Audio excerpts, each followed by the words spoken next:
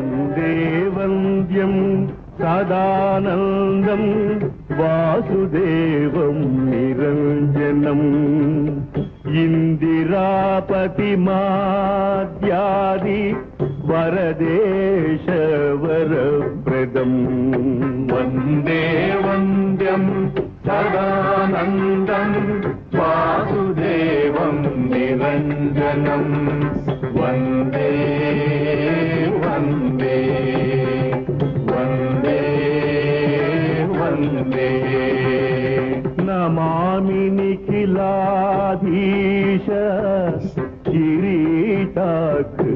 किरीटाकृष्टपीठवत् हृत्तमस्य मनेर्कावं श्रीपदे पादपङ्कजं वन्दे वन्द्यं सदानन्दं वासुदेवं निरञ्जनम् वन्दे वन्दे वन्दे वन्दे जाम्बूनदाम्बराधारं नितम्बं चिन्त्यमीशितुः स्वर्णमञ्जीरसंवीतम् आरूढं जगदम्बया वन्दे वन्द्यं सदानन्दं वासुदेवं निरञ्जनम् वन्दे वन्दे वन्दे वन्दे शङ्खचक्रगदा पद्मधराश्चिन्त्याः हरेर्भुजाः पीनवृत्ताः जगद्रक्षा केवलोद्योगिनो निशम् वन्दे वन्द्यं सदानन्दं वासुदेवं निरञ्जनम् वन्दे वन्दे वन्दे वन्दे स्मरामि भवसन्ताप हानिदामृतसागरम् पूर्णानन्दस्य रामस्य सानुरागावलोकनम् वन्दे वन्द्यं सदानन्दं वासुदेवं निरञ्जनम् वन्दे वन्दे वन्दे वन्दे ध्यायेदजस्रमीशस्त्या पद्मजादिप्रतीक्षितम् भ्रूभङ्गं पारमेश्यादिपददायी विमुक्तिदम् वन्दे वन्द्यं सदानन्दं वासुदेवं निरञ्जनम् वन्दे वन्दे वन्दे वन्दे सन्ततं चिन्तयेनन्तम् अन्तकाले विशेषतः नैवोदापुर्गृणं तोन्तं यद्गुणानाम् अजादयः वन्दे वन्द्यं सदानन्दं वासुदेवं निरञ्जनम् वन्दे वन्दे वन्दे वन्दे वन्दे वन्द्यं सदानन्दं वासुदेवं निरञ्जनम् वन्दे वन्दे वन्दे वन्दे ಈಗ ಮಧ್ವಾಚಾರ್ಯರ ಅದ್ಭುತ ಪ್ರತಿಯನ್ನು ಕೇಳಿದ ನಂತರ ಇವತ್ತಿನ ಕಾರ್ಯಕ್ರಮ ನಿರ್ವಿಘ್ನವಾಗಿ ನಡೆಯಲಿ ಅಂತ ಗಣೇಶನಲ್ಲಿ ಬೇಡ್ಕೊಳ್ಳೋಣ.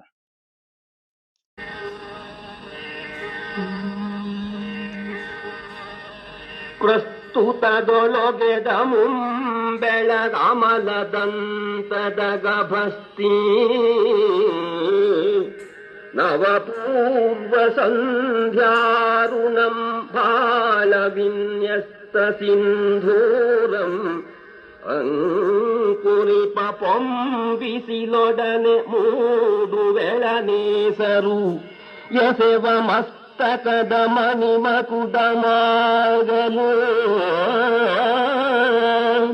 ಉದಯಾಚಲದ ವಿಸ್ತಾರದಂತೆ ಭದ್ರಾಕೃತಿಯೊಳೊಪ್ಪುವ ಸಮಸ್ತ ಸಿದ್ಧಿ ಪ್ರದಾಯಕ ವಿನಾಯಕ ಸಮಸ್ತ ಸಿದ್ಧಿ ಪ್ರದಾಯಕ ವಿನಾಯಕ ಮಾಲ್ಪುದ ಮಗೆ ನಿರ್ವಿಘ್ನತೆಯನು ಸಮಸ್ತ ಸಿದ್ಧಿ ಪ್ರದಾಯಕ ವಿನಾಯಕ ಮಾಲ್ಪುದ ಮಗೆ ನಿರ್ವಿಘ್ನತೆಯನು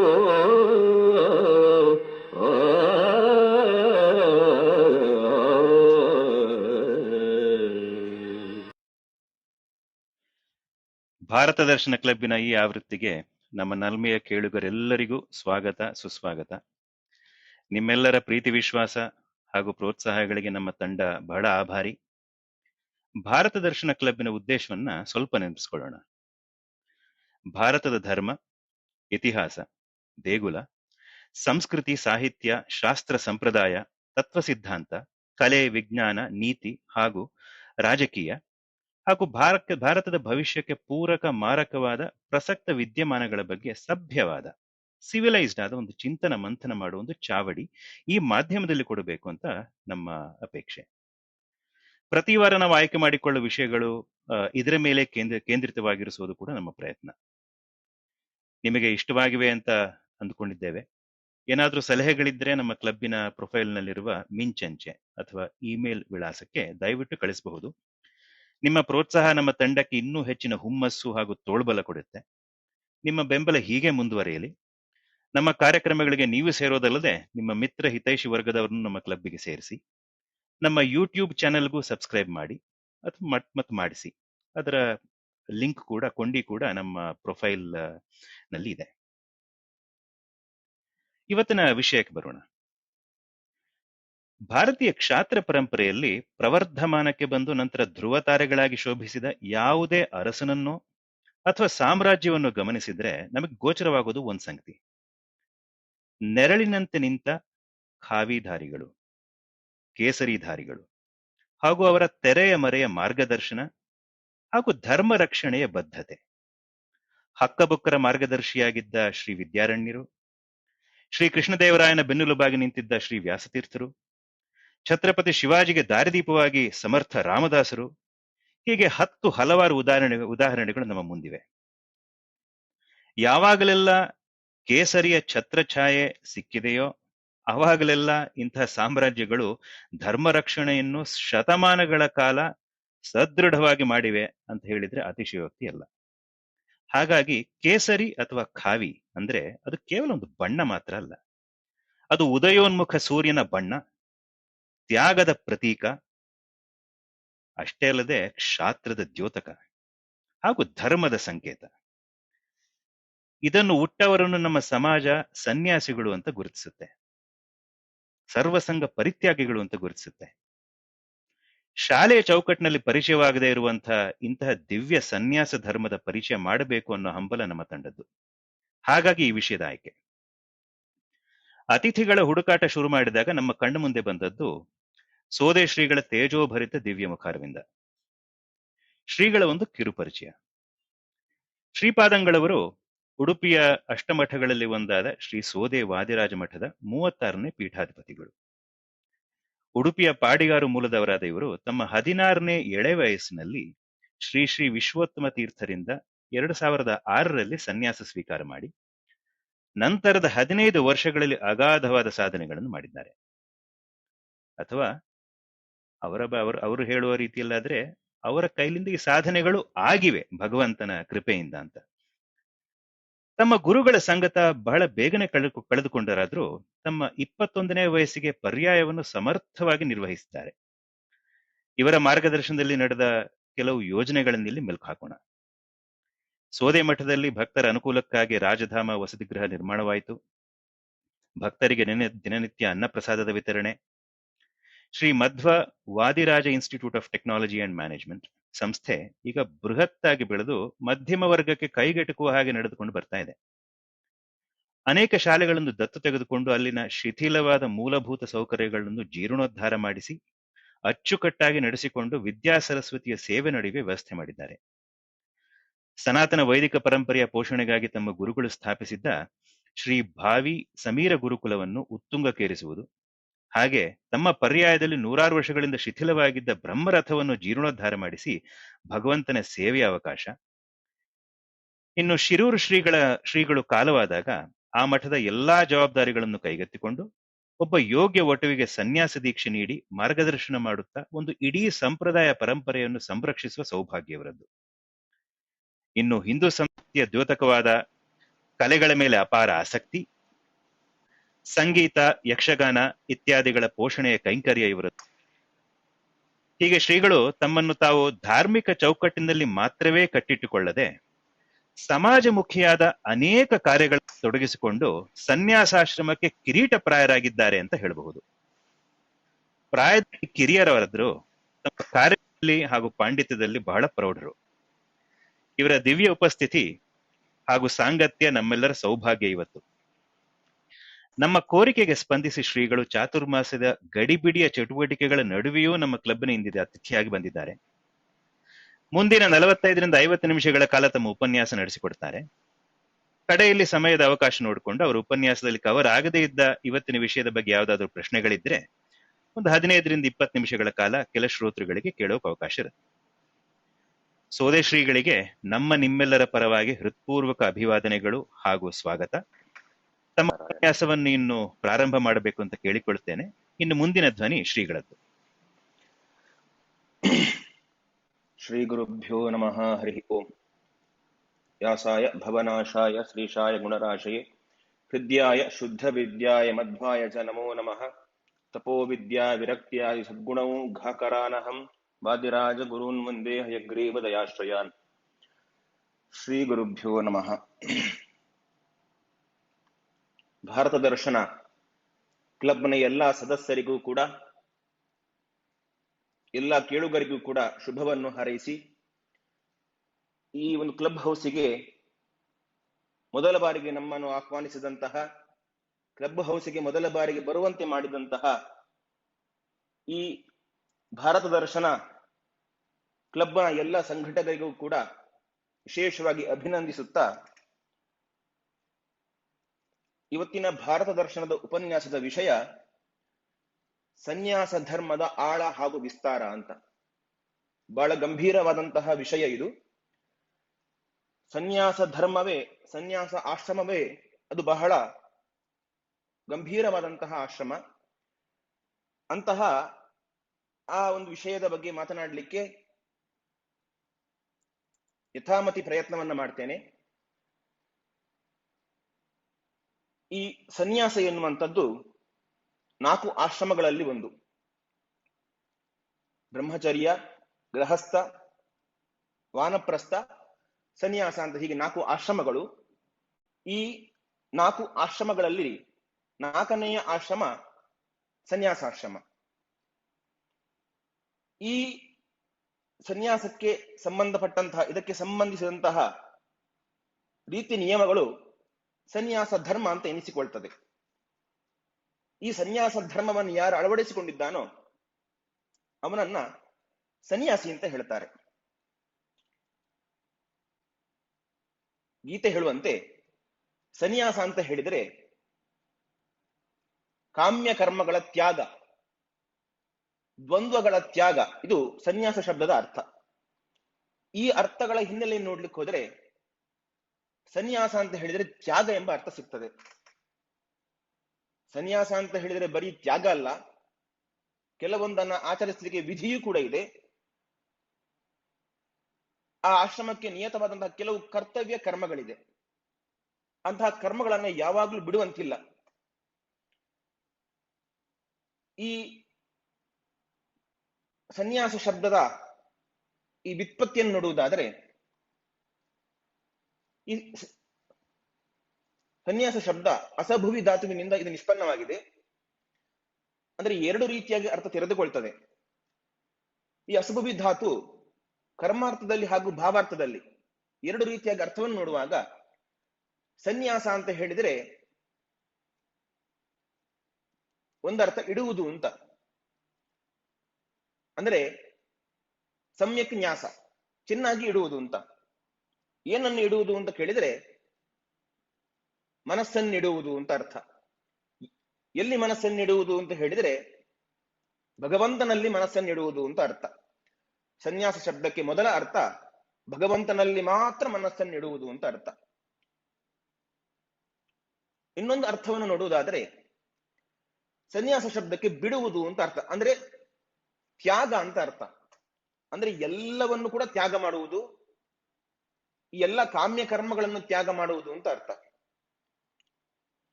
ಅಂದ್ರೆ ಈ ಸನ್ಯಾಸಾಶ್ರಮದಲ್ಲಿ ಕರ್ಮವನ್ನು ಮಾಡ್ಲಿಕ್ಕಿದೆ, ಅದೇ ಆ ಕರ್ಮದ ಫಲದ ಅಪೇಕ್ಷೆಯನ್ನು ಪಡ್ಲಿಕ್ಕಿಲ್ಲ.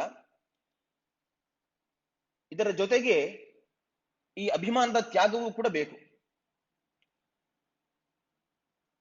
ಈ ಫಲತ್ಯಾಗ ಮತ್ತು ಸಂಗತ್ಯಾಗ ಇವೆರಡರ ಜೊತೆಯಲ್ಲಿ ಯಜ್ಞಯಾಗಾದಿಗಳ ನಿಯತ ಕರ್ಮಗಳ ಆಚರಣೆಯೂ ಕೂಡ ಸನ್ಯಾಸಕ್ಕೆ ವಿಹಿತವಾಗಿದೆ.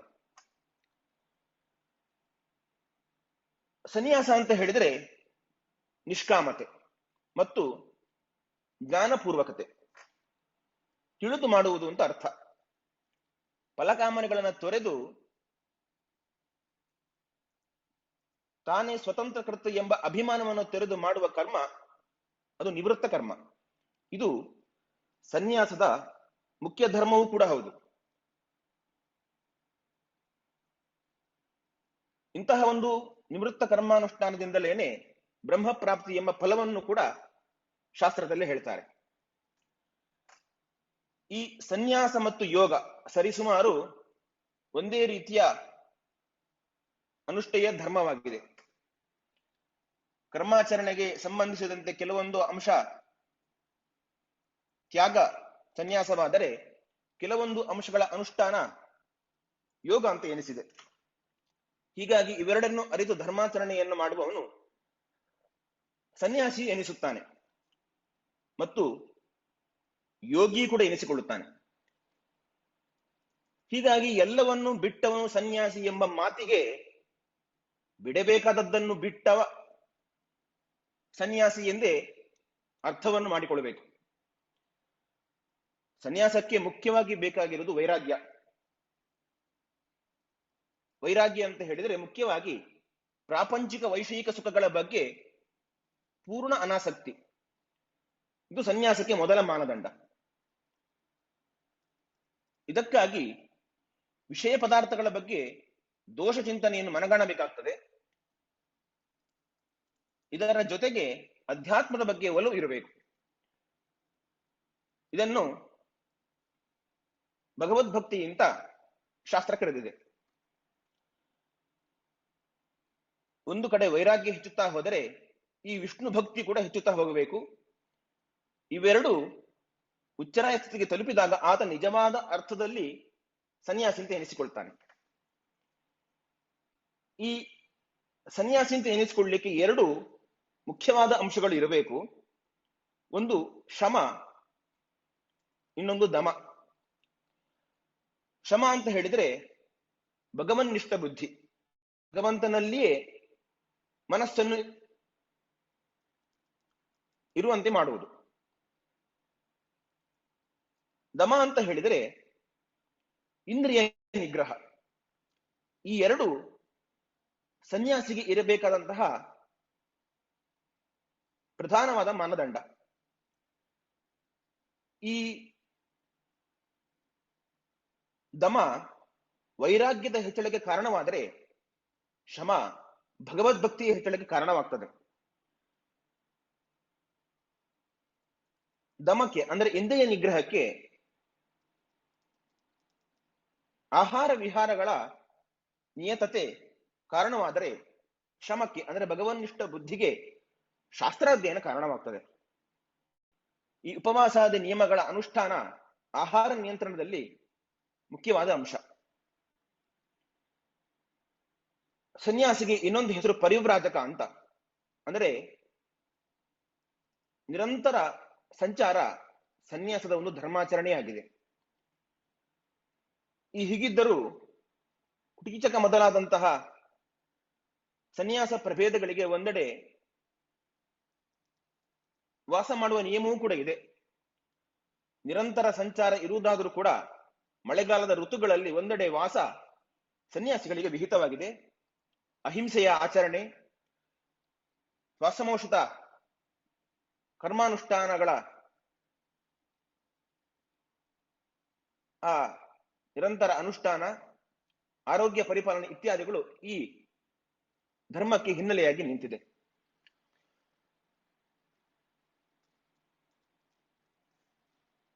ಪ್ರಮುಖವಾಗಿ ಈ ಸನ್ಯಾಸ ಅಂತ ಹೇಳಿದ ಕೂಡಲೇ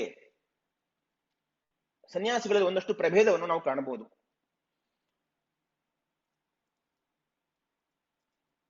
ಮುಖ್ಯವಾಗಿ ಸನ್ಯಾಸಿಗಳಲ್ಲಿ 4 ವಿಧದ ಪ್ರಭೇದವನ್ನು ಹೇಳ್ತಾರೆ.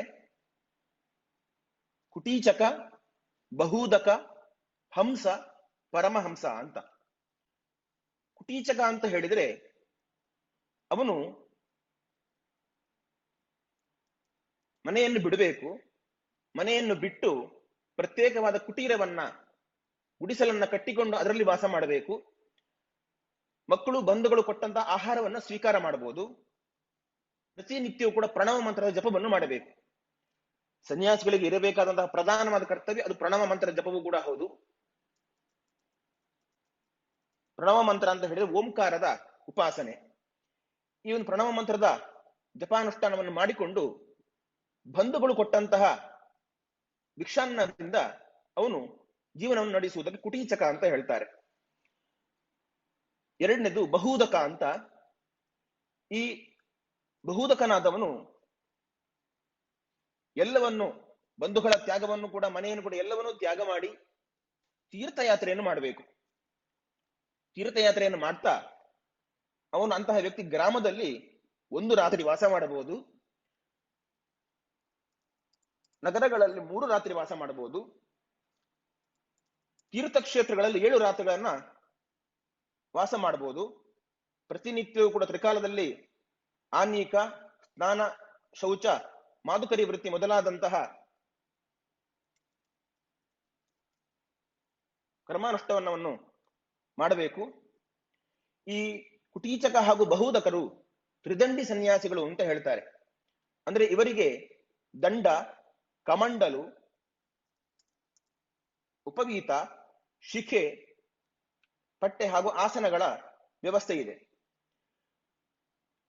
ಇನ್ನು ಹಂಸರು ಅಂತ ಹೇಳಿದ್ರೆ ಇವರಿಗೆ ಸುಖ ದುಃಖಗಳು ಎರಡೂ ಸಮಾನ, ಎರಡನ್ನು ಕೂಡ ಸಮಾನವಾಗಿ ಸ್ವೀಕಾರ ಮಾಡಬೇಕು. ಇವರು ಸದಾಕಾಲ ಭಗವಂತನ ಧ್ಯಾನವನ್ನೇ ಮಾಡ್ತಾ ಇರಬೇಕು. ತಮ್ಮ ಜೀವನಾರ್ಥಕ್ಕಾಗಿ ಪರರಿಂದ ಭಿಕ್ಷೆಯನ್ನ ಬೇಡಬೇಕು. ಲಾಭಾಲಾಭಗಳಲ್ಲಿ ಸಮಾನವಾದ ಮನಸ್ಸನ್ನು ಹೊಂದಬೇಕು. ಇವರು ಈ ಎಲ್ಲಿಯಾದ್ರೂ ದೇವಸ್ಥಾನ, ಮಠ ಮಂದಿರಗಳಲ್ಲಿ ವಾಸವನ್ನು ಮಾಡಬಹುದು. ಪ್ರತ್ಯೇಕವಾಗಿ ಇವರೇ ತಮಗಾಗಿ ಅಂತ ಹೇಳಿ ಒಂದು ಮಠವನ್ನು ನಿರ್ಮಾಣ ಮಾಡಿಕೊಳ್ಳಿಕ್ಕಿಲ್ಲ. ಇನ್ನು ಪರಮಹಂಸರು ಅಂತ ಹೇಳಿ 4ನೇ ವಿಭಾಗ. ಈ ಪರಮಹಂಸರು ಕೂಡ ಹಾಗೆ ಬಹುತೇಕ ಹೀಗೆ ಇವರಿಗೆ ಯಾವುದೇ ವಿಧಿನಿಷೇಧಗಳು ಕೂಡ ಇಲ್ಲ. ಇವರಿಗೆ ಭಗವಂತನ ಧ್ಯಾನವನ್ನು ಸದಾಕಾಲ ಮಾಡ್ತಾ ಇರುತ್ತಾರೆ. ಇವರು ದಂಡವನ್ನು ಧರಿಸಿರ್ತಾರೆ, ಕೌಪಿನ ಆಚ್ಛಾದನಗಳನ್ನು ಮಾತ್ರ ಧರಿಸಿರ್ತಾರೆ. ಶರೀರದಲ್ಲಿ ಯಾವುದೇ ರೀತಿಯ ಅಭಿಮಾನವನ್ನು ಹೊಂದಿರಬಾರದು. ಇವರಿಗೂ ಕೂಡ ತಮ್ಮದೇ ಸ್ವಂತ ಮಠ, ಆಲಯಗಳ ಆವಾಸ ಸ್ಥಾನ ಇವರಿಗೆ ಇರುವುದಿಲ್ಲ. ಯಾವುದೇ ರೀತಿಯಾದಂತಹ ಧನ ಸಂಗ್ರಹಗಳನ್ನು ಮಾಡಲಿಕ್ಕೆ ಅವಕಾಶ ಇರುವುದಿಲ್ಲ. ಪ್ರತಿನಿತ್ಯ ಕೂಡ ಭಿಕ್ಷೆಯನ್ನು ಬೇಡಿಯೇ ತಮ್ಮ ಜೀವನವನ್ನು ನಡೆಸಬೇಕು. ಹಾಗಾದ್ರೆ ನಮ್ಗೆ ಇಲ್ಲೊಂದು ಸಂಶಯ ಕಾಡುತ್ತದೆ. ಈಗಿರುವ ಸನ್ಯಾಸದ ಪ್ರಭೇದ ಯಾವುದು ಹಾಗಾದ್ರೆ? ನಾವಿವತ್ತು ಎಲ್ಲಾ ಕಡೆ ಸನ್ಯಾಸಿಗಳು, ಪೀಠಾಧಿಪತಿಗಳು, ಮಠಾಧಿಪತಿಗಳು ಅಂತ ನಾವೆಲ್ಲ ಕಾಣ್ತಾ ಇದ್ದೇವೆ. ಇವರನ್ನು ಯಾವ ವಿಭಾಗಕ್ಕೆ ಸೇರಿಸ್ತೀರಿ? ಈಗ ಹೇಳಿದಂತ ಯಾರಿಗೂ ಕೂಡ ಸ್ವಂತ ಮಠವನ್ನು ಕಟ್ಟಿಕೊಂಡು ಧನಸಂಗ್ರಹಾದಿಗಳನ್ನ, ಧಾನ್ಯ ಸಂಗ್ರಹಾದಿಗಳನ್ನ ಮಾಡಿಕೊಳ್ಳಿಕ್ಕೆ ಅವಕಾಶ ಇಲ್ಲ. ಹಾಗಿದ್ರೆ ಈ ಸನ್ಯಾಸದ ಪ್ರಭೇದ ಯಾವುದು ಅಂತ ಹೇಳಿದ್ರೆ ಅದಕ್ಕೆ ಬ್ರಹ್ಮಾಂಡ ಪುರಾಣದಲ್ಲಿ ಮೋಕ್ಷ ಧರ್ಮದ ರಾಜಸೂಯ ಪ್ರಕರಣದಲ್ಲಿ ಒಂದು ಮಾತನ್ನ ಹೇಳ್ತಾರೆ. ಹಂಸ ಪರಮಹಂಸಾಶ್ಚ ಕುಟೀಶಾಶ್ಚ ಬಹೂದಕಾಹ ಪಾರಿವ್ರಾಜ್ಯ ಪದಾಸ್ಥಾಶ್ಚ ಇತಿ ಪಂಚ ಪ್ರಭೇದಿನಃ ಅಂತ. ಇಲ್ಲಿ ಹೇಳಬೇಕಾದ್ರೆ ಸನ್ಯಾಸಿಗಳಲ್ಲಿ ಒಟ್ಟು 5 ವಿಧವನ್ನ ಹೇಳ್ತಾರೆ. ಹಂಸರು, ಪರಮಹಂಸರು, ಕುಟೀಚಕರು, ಬಹುದಕರು. ಕೊನೆಯದಾಗಿ 5ನೇ ಒಂದು ವಿಭಾಗ ಇದೆ, ಅವರನ್ನ ಪರಿವ್ರಾಜಕರು ಅಂತ ಅರ್ಥ. ಅಂದ್ರೆ ಪರಮಹಂಸ ಪರಿವ್ರಾಜಕರು ಅಂತ. ನಾವು ಈಗ ಕಾಣುವ ಎಲ್ಲ ಮಠಾಧಿಪತಿಗಳಾಗಿರ್ಬೋದು, ಪೀಠಾಧಿಪತಿಗಳಾಗಿರ್ಬೋದು, ಇವರೆಲ್ಲ ಈ ಕೊನೆಯ 5ನೇ ವಿಭಾಗಕ್ಕೆ ಸೇರಿದವರಾಗಿದ್ದಾರೆ. ಯಾಕೆ ಹೇಳಿದ್ರೆ ಮುಂದೆ ಹೇಳ್ತಾರೆ, ಅವರ ಆ ವ್ಯವಸ್ಥೆ ಹೇಗಿರ್ತದೆ ಅನ್ನುವುದನ್ನ ಆ ಬ್ರಹ್ಮಾಂಡ ಪುರಾಣವೇ ತೋರಿಸಿಕೊಡ್ತದೆ. ತತ್ರ ಅಂತ್ಯೋಕ್ತಸ್ತು ಗುರುಭಿ ಅಭಿಷಿಕ್ತ ಪದಂ ವ್ರಜೇತ್. ಈ ಸನ್ಯಾಸಿಗಳಿಗೆ ಗುರುಗಳು ಪಟ್ಟಾಭಿಷೇಕವನ್ನು ಮಾಡಿ ಪದವಿಯನ್ನ ಕೊಡ್ತಾರೆ. ಇವರಿಗೆ ನಿಗ್ರಹ ಅನುಗ್ರಹಸ್ಥಿವ ವ್ಯಾಖ್ಯಾ ಪೂಜಾ ಮರದ್ವಿಷಃ ಅನ್ನಾಭಯ ಪ್ರದಾನಂತ ವೈಭವೋ ರಾಜವತ್ ಸ್ಮೃತಃ ಅಂತ. ಈ ಸನ್ಯಾಸಿಗಳಿಗೆ, ಈ ಪರಿವ್ರಾಜಕರಿಗೆ ಅನ್ನದಾನ, ಅಭಯದಾನ ಮೊದಲಾದಂತಹ ರಾಜನಿಗೆ ಇರುವಂತಹ ವೈಭವಗಳು ಕೂಡ ಈ ಪರಿವ್ರಾಜಕರಿಗೆ ವಿಹಿತವಾಗಿದೆ. ದಾನಾದಾನಂ ಕಾಂಚನಾದೇಹೆ ಸಂಗ್ರಹ ಸ್ನೇಹವರ್ಜನಂ. ದಾನ ಹಾಗೂ ಆದಾನ, ಕಾಂಚನಾದೇಹೆ ಸಂಗ್ರಹ ಅಂದ್ರೆ ಇವರು ದಾನವನ್ನು ಮಾಡಬಹುದು, ಆದಾನವನ್ನು ಅಂದ್ರೆ ಸ್ವೀಕಾರವನ್ನು ಕೂಡ, ದಾನ ಸ್ವೀಕಾರವನ್ನು ಕೂಡ ಮಾಡಬಹುದು. ಕಾಂಚನಾದಿಗಳ ಅಂದ್ರೆ ಸ್ವರ್ಣ ಧನ ಕನಕಾದಿಗಳ ಸಂಗ್ರಹವನ್ನು ಕೂಡ ಮಾಡಬಹುದು. ಆದರೆ ಸ್ನೇಹವರ್ಜನ, ಯಾವುದರ ಜೊತೆಗೂ ಕೂಡ ಸ್ನೇಹ ಮಾಡ್ಲಿಕ್ಕಿಲ್ಲ. ಇದು ಎಲ್ಲ ಸಂಗ್ರಹವೂ ಕೂಡ ಅದು ಇನ್ನೊಬ್ಬರ ದಾನಕ್ಕೋಸ್ಕರ, ಇನ್ನೊಬ್ಬರ ಹಿತಕ್ಕೋಸ್ಕರ, ದೇಶದ ಹಿತಕ್ಕೋಸ್ಕರ, ಪ್ರಜೆಗಳ ಹಿತಕ್ಕೋಸ್ಕರ, ಕೊನೆಯದಾಗಿ ಭಗವಂತನ ಒಲುಮೆಗೋಸ್ಕರ. ಸನ್ಯಾಸಿಗಳ ಪ್ರಧಾನ ಕರ್ತವ್ಯ ಅದು ಭಗವಂತನ ಒಲುಮೆಯನ್ನ, ಭಗವಂತನ ಪ್ರೀತಿಯನ್ನ ಸಂಪಾದಿಸುವುದೊಂದೇ. ಅಹಂ ಮಮೇದು ತದ್ಭಾವಂ ವರ್ಜಯೇ ದೇಹಗೇಹಯೋ ಅಂತ ಹೇಳಿ ಕೊನೆಯದಾಗಿ ಒಂದು ಮಾತನ್ನ ಹೇಳ್ತಾರೆ. ನಾನು, ನನ್ನದು ಎನ್ನುವಂತಹ ಭಾವ, ನನ್ನ ಮನೆ, ನನ್ನ ದೇಹ ಎನ್ನುವಂತಹ ಈ ಭಾವವನ್ನ ಅವನು ವರ್ಜಿಸಬೇಕು, ಬಿಡಬೇಕು ಈ ಸನ್ಯಾಸಿ ಅಂತ. ಅಂದ್ರೆ ಇದೆಷ್ಟೇ ವೈಭವಗಳಿದ್ರೂ ಕೂಡ ಇದೆಲ್ಲವೂ ಕೂಡ ಇದು ಪದನಿಮಿತ್ತವಾಗಿ ಮಾತ್ರ. ಭಗವಂತನ ಪ್ರಸಾದ ರೂಪವಾಗಿ ಈ ಎಲ್ಲ ವೈಭವಗಳು, ಅಂದ್ರೆ ರಾಜನಿಗೆ ಯಾವ ರೀತಿಯಾದ ವೈಭವಗಳಿದೆಯೋ ಅಂತಹ ಎಲ್ಲ ವೈಭವಗಳು ಈ ಪರಿವ್ರಾಜಕ ಸನ್ಯಾಸಿಗೆ ಕೂಡ ಇದೆ ಅಂತ ಬ್ರಹ್ಮಾಂಡ ಪುರಾಣದ ಈ ಮಾತನ್ನ ಮೋಕ್ಷ ಧರ್ಮದ ಈ ಒಂದು ಪ್ರಕರಣದಲ್ಲಿ ನೋಡುವಾಗ ತಿಳಿದು ಬರ್ತದೆ. ಈ ಸನ್ಯಾಸಿಗಳನ್ನ ಸಂತರು ಅಂತ ಕರೀತಾರೆ. ಸಾಮಾನ್ಯವಾಗಿ ಎಲ್ಲಾ ಕಡೆ ಲೋಕಗಳಲ್ಲಿ ಸನ್ಯಾಸಿನ ಸಂತ ಅಂತ ಕರೀತಾರೆ. ಸಂತ ಅಂದ್ರೆ ಯಾರು? ಸಜ್ಜನ ಅಂತ ಅರ್ಥ. ತಮ್ಮ ಸುಖ ದುಃಖಗಳನ್ನ ಬದಿಗಿರಿಸಿ ಸಮಾಜದ ಸುಖ ದುಃಖಗಳಿಗೇನೆ ಹೆಚ್ಚು ಸ್ಪಂದಿಸುವಂತಹ ವ್ಯಕ್ತಿತ್ವದವರನ್ನ ಸಂತರು, ಸಾಧುಗಳು, ಸನ್ಯಾಸಿಗಳು ಅಂತ ಪ್ರಾಚೀನರ ಅಭಿಪ್ರಾಯ. ತನ್ನ ಬೇಕುಗಳನ್ನ ಬದಿಗಿರಿಸಿ ಸಮಾಜದ ಬಯಕೆಗಳಿಗೆ ಸ್ಪಂದಿಸುವವನು ಸಂತನಾಗ್ತಾನೆ. ಈ ಸಂತರಿಂದ ಪ್ರತಿಯೊಬ್ಬರ ಬದುಕು ಮೇಲ್ಮುಖವಾಗಿ ಬರಬೇಕು. ಇವತ್ತಿನ ಪರಿಸ್ಥಿತಿಯಲ್ಲಿ ಕಾಮಕ್ರೋಧಾದಿಗಳಿಂದ ಮನುಷ್ಯನ ಮನಸ್ಸು ಮಲಿನವಾಗಿದೆ. ಅವನಲ್ಲಿರುವಂತಹ ಸದ್ಗುಣಗಳೆಲ್ಲವೂ ಕೂಡ ಮುಚ್ಚಿ ಹೋಗಿದೆ. ಸಂತನಾದವನು ಅಗ್ನಿಯಂತೆ ಇದ್ದು ಯಾವುದರ ಲೇಪವನ್ನು ಕೂಡ ಪಡೆಯದೆ ಮತ್ತೊಬ್ಬರ ಹಿತಕ್ಕೋಸ್ಕರ ನಿರಂತರವಾಗಿ ಸಮಾಜಮುಖಿಯಾಗಿ ಅಲ್ಲಿರುವಂತಹ ಅಂಕುಡೊಂಕುಗಳನ್ನು ತಿದ್ದುವುದು ಆ ಸಂತನ ಪರಮ ಉದ್ದೇಶವಾಗಿದೆ. ಈ ರೀತಿಯ ಅರ್ಹತೆಗಳನ್ನ ಮೊದಲು ಸಂಪಾದಿಸಿಕೊಂಡಾಗ ಸಮಾಜದಲ್ಲಿ ಸಂತ, ಸಾಧು, ಮುನಿ ಎಂದು ಕರೆಸಿಕೊಳ್ಳಿಕ್ಕೆ ಅರ್ಹನಾಗ್ತಾನೆ.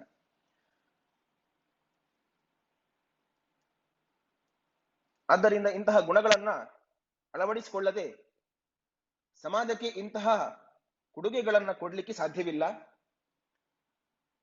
ಒಂದು ಪ್ರಸಿದ್ಧವಾದ ಮಾತು ಇದೆ, ಕಾಷಾಯ ದಂಡ ಮಾತ್ರೇಣ ಯತಿ ಪೂಜ್ಯೋ ನ ಸಂಶಯ ಅಂತ. ಇದಕ್ಕೆ ಸಾಮಾನ್ಯವಾಗಿ ಎಲ್ಲರೂ ಅರ್ಥ ಏನ್ ಹೇಳ್ತಾರೆ ಹೇಳಿದ್ರೆ, ಕಾಷಾಯ ದಂಡ ಮಾತ್ರೇಣ ಯತಿ ಪೂಜ್ಯ ನ ಸಂಶಯ. ಕಾಷಾಯ ವಸ್ತ್ರವನ್ನ ದಂಡವನ್ನ ಧರಿಸಿದ್ದಾನೆ ಅಂದ ಮಾತ್ರದಿಂದಲೇನೆ ಯತಿಯಾದವನು ಪೂಜ್ಯನಾಗಿದ್ದಾನೆ, ಇದರಲ್ಲಿ ಸಂಶಯ ಬೇಡ ಅಂತ ಸಾಮಾನ್ಯವಾಗಿ ಈ ರೀತಿ ಅರ್ಥವನ್ನು ಹೇಳ್ತಾರೆ. ಆದರೆ ಹೀಗೆ ಹೇಳಬಾರ್ದು. ಕಾಷಾಯ ದಂಡ ಮಾತ್ರೇಣ ಇತಿ ಪೂಜ್ಯೋ ನ. ಕಾಷಾಯ ದಂಡವನ್ನು ಧರಿಸುವುದರ ಮಾತ್ರೆಯಿಂದ ಯತಿಯಾದವನು ಪೂಜ್ಯ ಅಂತ ಆಗುವುದಿಲ್ಲ, ಇಲ್ಲಿ ಸಂಶಯ ಇದೆ. ವ್ಯಾಸರೊಂದು ಮಾತನ್ನು ಹೇಳ್ತಾರೆ, ವೇಷಂನ ವಿಶ್ವಸೇತ್ ಪ್ರಾಜ್ಞ ವೇಷೋ ದೋಷಾಯ ಕಲ್ಪ್ಯತೆ. ಈ ವೇಷವನ್ನು ನೋಡಿ ಸಾಧು ಸಂತರಂತೆ ಎನ್ಬೇಡಿ. ಅವರ ಹೃದಯದಲ್ಲಿರುವಂತಹ ಭಾವನೆಗಳು ಸಮಾನೋನ್ಮುಖಿಯಾಗಿದ್ದರೆ, ಸಮಾಜದ ಅಂಕುಡೊಂಕುಗಳನ್ನು ತಿದ್ದುವ ಸಾಮರ್ಥ್ಯ ಇದ್ದರೆ ಅವರನ್ನ ಸನ್ಯಾಸಿಗಳು, ಯತಿಗಳು, ಸಾಧುಗಳು ಅಂತ ಕರೆಯಿರಿ ಅಂತ ಹೇಳ್ತಾರೆ. ವೇಷಕ್ಕೆ ಮಾರು ಹೋಗಬೇಡಿ ಎನ್ನುವಂತಹ ಎಚ್ಚರಿಕೆಯ ಮಾತು ವ್ಯಾಸರದ್ದು. ಈ ಹಿನ್ನೆಲೆಯಲ್ಲಿ ಕಳಿಂಕ ನೀತಿಯ ಒಂದು ಮಾತು ನೆನಪಿಗೆ ಬರ್ತದೆ. ಆ ಕಳಿಂಕ ನೀತಿಯಲ್ಲಿ ಮೊದಲಿಗೆ ಅವನು ಹೇಳ್ತಾನೆ, ಅಗ್ನ್ಯಾಧಾನೇನ ಯಜ್ಞೇನ ಕಾಷಾಯೇನ ಜಟಾಜಿನೈಹಿ ಲೋಕಾನ್ ಪ್ರಸ್ಥಾಯಿತ್ವೇವ ತುತೋಲುಂಪೇದ್ ಯಥಾವೃಕಃ ಅಂತ. ಸನ್ಯಾಸಿಯ ವೇಷವನ್ನು ಹಾಕಿಕೊಂಡು ನೀನು ಎಲ್ಲ ಜನರನ್ನ ಮೋಸಗೊಳಿಸು, ತೋಳವು ಹೇಗೆ ಎಲ್ಲವನ್ನು ಸೂರೆ ಮಾಡ್ತದೋ ಅದೇ ರೀತಿಯಾಗಿ ಈ ವೇಷವನ್ನು ತೊಟ್ಟು ಈ ಸಮಾಜವನ್ನ ಸೂರೆ ಮಾಡುವಂತ ಅದೊಂದು ಕಳಿಂಕ ನೀತಿ. ಅಂದ್ರೆ ಈ ಸನ್ಯಾಸವನ್ನ ಮೋಸಕ್ಕಾಗಿಯೂ ಬಳಸಿಕೊಳ್ತಾರೆ. ಸನ್ಯಾಸಿಯ ವೇಷವನ್ನು ಕಂಡೊಡನೆ ಅವನು ನಿಜವಾದ ಸನ್ಯಾಸಿಯಿಂದ ಭಾವಿಸ್ಲಿಕ್ಕಾಗುವುದಿಲ್ಲ. ಅವನ ಅಂತರಂಗದ ಆ ವ್ಯಕ್ತಿತ್ವವನ್ನ ಗಮನಿಸಿ ಅವನನ್ನ ಸಂತ ಅಂತ ನಾವು ಗುರುತಿಸಬೇಕು.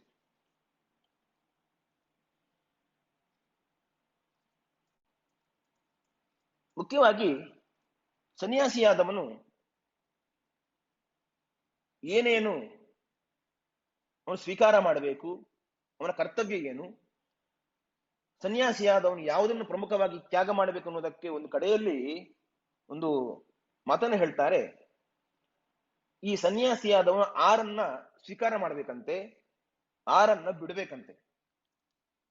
ಯಾವ್ದು ಆ 6ಗಳು ಅಂತ ಹೇಳಿದ್ರೆ, ಭಿಕ್ಷಾಟನಂ, ಜಪಸ್ನಾನ, ಧ್ಯಾನ, ಶೌಚಂ, ಸುರಾರ್ಚನಂ, ಕರ್ತವ್ಯಾನಿ ಷಡೇತಾನಿ ಸರ್ವತ ನೃಪದಂಡವತ್ ಅಂತ. ಭಿಕ್ಷಾಟನೆ, ಜಪ, ಸ್ನಾನ, ಧ್ಯಾನ, ಶೌಚ, ಸುರಾರ್ಚನ ಅಂದ್ರೆ ಭಗವಂತನ ಪೂಜೆ.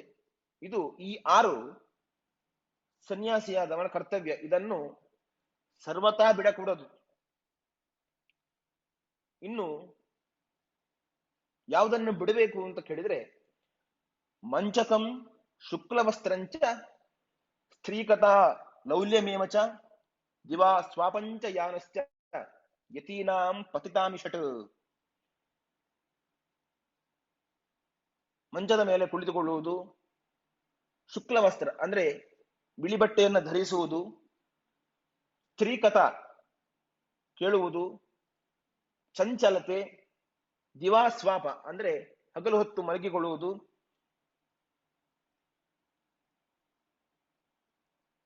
ಯಾನ ಅಂದ್ರೆ ವಾಹನದ ಮೇಲೆ ಸಂಚಾರವನ್ನು ಮಾಡುವುದು, ಇದು ಈ 6 ಯತಿಗಳಿಗೆ ನಿಷೇಧ. ಅಂದ್ರೆ ಈ ಹಿಂದೆ ಹೇಳಿದಂತಹ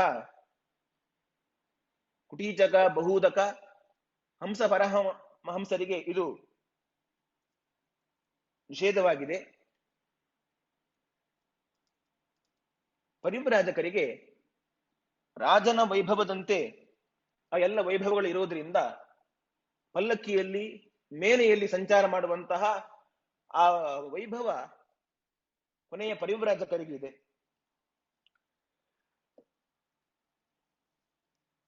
ಈ ಸನ್ಯಾಸಿಯಾದವನು ಹೇಗಿರಬೇಕು, ಅವನ ಕರ್ತವ್ಯ ಏನು, ಆ ಸನ್ಯಾಸಿಯ ಮಹತ್ವ ಏನು ಎನ್ನುವುದರ ಬಗ್ಗೆ ಸ್ವಲ್ಪ ಹೊತ್ತು ವಿಚಾರ ಮಾಡೋಣ. ಸಂತನಾದವನು ಸಮಾಜದಲ್ಲಿ ಹೇಗಿರಬೇಕು? ಸಮಾಜಕ್ಕೆ ಸಂತನ ಅವಶ್ಯಕತೆ ಇದೆಯೇ? ಸಂತನಿಗೆ ಸಮಾಜದ ಅವಶ್ಯಕತೆ ಇದೆಯೇ? ಸಮಾಜಕ್ಕೆ ಸಂತನ ಅವಶ್ಯಕತೆಯೂ ಕೂಡ ಇದೆ, ಸಂತನಿಗೆ ಸಮಾಜದ ಅವಶ್ಯಕತೆಯೂ ಕೂಡ ಇದೆ. ಎರಡೂ ಅತ್ಯಂತ ಅವಶ್ಯಕ. ಸಂತ ಮತ್ತು ಸಮಾಜ ನೀರು ಮತ್ತು ಮೀನಿನ ಸಂಬಂಧದ ಹಾಗೆ. ಮೀನು ನೀರಿನಲ್ಲಿ ವಾಸ ಮಾಡ್ತಾ ಇದ್ದರೆ ನೀರು ಸ್ವಚ್ಛವಾಗಿರುತ್ತದೆ. ಸ್ವಚ್ಛವಾಗಿರುವಂತಹ ನೀರು ಮೀನಿಗೆ ಆಶ್ರಯವಾಗಿರುತ್ತದೆ.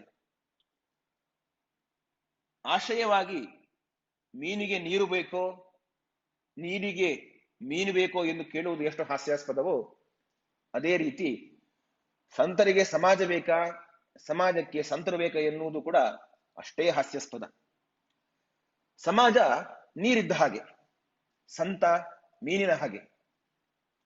ಮೀನಿನಂತಹ ಸಂತ ಸಮಾಜವೆಂಬ ನೀರಿನಲ್ಲಿ ವಿಹಾರ ಮಾಡ್ತಾ ಇದ್ದರೆ ಆ ನೀರಿನಲ್ಲಿರುವಂತಹ ಕಶ್ಮಲಗಳೆಲ್ಲವೂ ಕೂಡ ಪರಿಹಾರ ಆಗ್ತದೆ. ಅಂದರೆ ಸಮಾಜದಲ್ಲಿ ತುಂಬಿದ ಕಾಮಕ್ರೋಧಗಳು, ಈರ್ಷ್ಯೆ, ದ್ವೇಷಗಳು ಎಲ್ಲವೂ ಕೂಡ ಪರಿಹಾರ ಆಗುವಂತಹ ಅರ್ಹತೆ ಈ ಸಂತನಿಂದ ಬರ್ತದೆ. ಇಂತಹ ಅರ್ಹತೆಯನ್ನ ಸಾಧಿಸಿಕೊಂಡವರು ಬಹಳ ಮಂದಿ ಇದ್ದಾರೆ. ಎಲ್ಲ ಆಚಾರ್ಯ ಪುರುಷರು ಕೂಡ ಇದೇ ಕೆಲಸವನ್ನೇ ಮಾಡಿದ್ದಾರೆ. ಸಮಾಜದ ಅಂಕು ಡೊಂಕುಗಳನ್ನ ತಿದ್ದುವ, ಅಂತಃಕಲವನ್ನ ಪರಿಹಾರ ಮಾಡುವಂತಹ ಉಪಾಯಗಳನ್ನ ಎಲ್ಲಾ ಆಚಾರ್ಯ ಪುರುಷರು ಕೂಡ ಮಾಡಿದ್ದಾರೆ. ಅದು ಶಂಕರಾಚಾರ್ಯರಾಗಿರ್ಬೋದು, ವಿದ್ಯಾರಣ್ಯರಾಗಿರ್ಬೋದು, ರಾಮಾನುಜಾಚಾರ್ಯರಾಗಿರ್ಬೋದು, ಮಧ್ವಾಚಾರ್ಯರಾಗಿರ್ಬೋದು. ಸಮಾಜದ ಒಗ್ಗಟ್ಟಿನ ವಿಷಯದಲ್ಲಿ ಪ್ರಾಮಾಣಿಕವಾದ ಕೆಲಸವನ್ನೇ ಮಾಡಿದ್ದಾರೆ. ಎಲ್ಲಿ ಒಂದು ಸಮುದಾಯ ವಿನಾಕಾರಣ ದುಃಖಿತವಾದಾಗ ತಾನು ಅದಕ್ಕೆ ಸ್ಪಂದಿಸಿ ಚಿಕಿತ್ಸೆಯನ್ನು ಕೊಡುವ ಕೆಲಸವನ್ನ ಸಂತರ ಹಿಂದೆ ಮಾಡಿದ್ದಾರೆ. ಇಂದೂ ಕೂಡ ಮಾಡ್ತಾ ಇದ್ದಾರೆ, ಮುಂದೆಯೂ ಕೂಡ ಮಾಡ್ತಾರೆ. ಇದಕ್ಕೆ ಪ್ರಸಿದ್ಧವಾದ ಒಂದು ಮಾತಿದೆ. ಸಮಾಜದ ಜೊತೆಗೆ ಸಂತ ಹೇಗೆ ಬೆರೆತಿರಬೇಕು? ಈ ಹಿಂದೆ ನೀರು ಮೀನುಗಳ ಸಂಬಂಧವನ್ನು ನೋಡಿದೆವು. ಈಗ ಇನ್ನೊಂದು ದೃಷ್ಟಾಂತವನ್ನು ನೋಡುವ.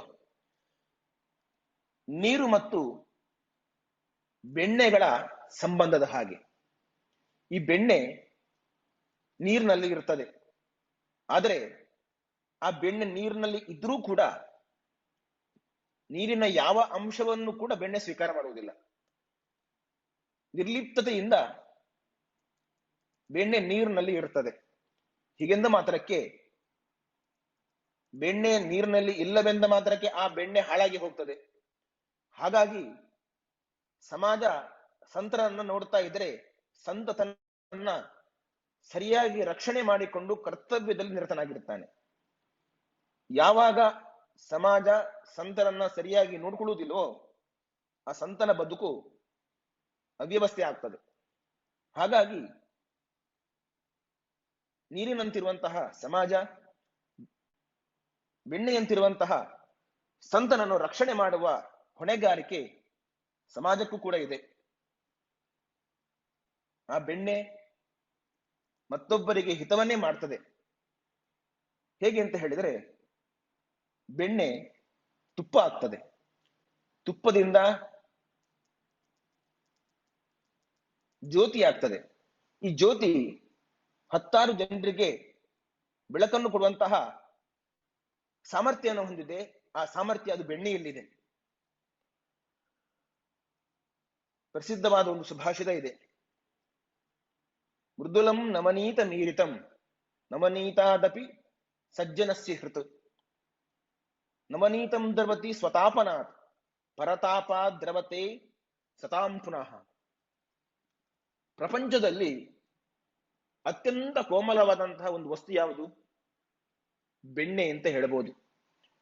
ಮೃದುಲಂ ನವನೀತ ಮೀರಿತಂ, ಅತ್ಯಂತ ಮೃದುವಾದಂತಹ ಅತ್ಯಂತ ಕೋಮಲವಾದಂತಹ ಒಂದು ವಸ್ತು ಅಂತ ಇದ್ರೆ ಅದು ಬೆಣ್ಣೆ. ಸರಿ, ಬೆಣ್ಣೆಗಿಂತ ಇನ್ನೊಂದು ಮೃದುವಾದ ವಸ್ತು ಇದೆಯೋ? ಇದೆ ಅಂತ ಹೇಳ್ತಾರೆ. ಯಾವುದು? ಸಜ್ಜನಸ್ಯ ಹೃತ್. ಸಜ್ಜನರ ಮನಸ್ಸು ಅದು ಬೆಣ್ಣೆಗಿಂತಲೂ ಕೂಡ ಮೃದುವಾದದ್ದು.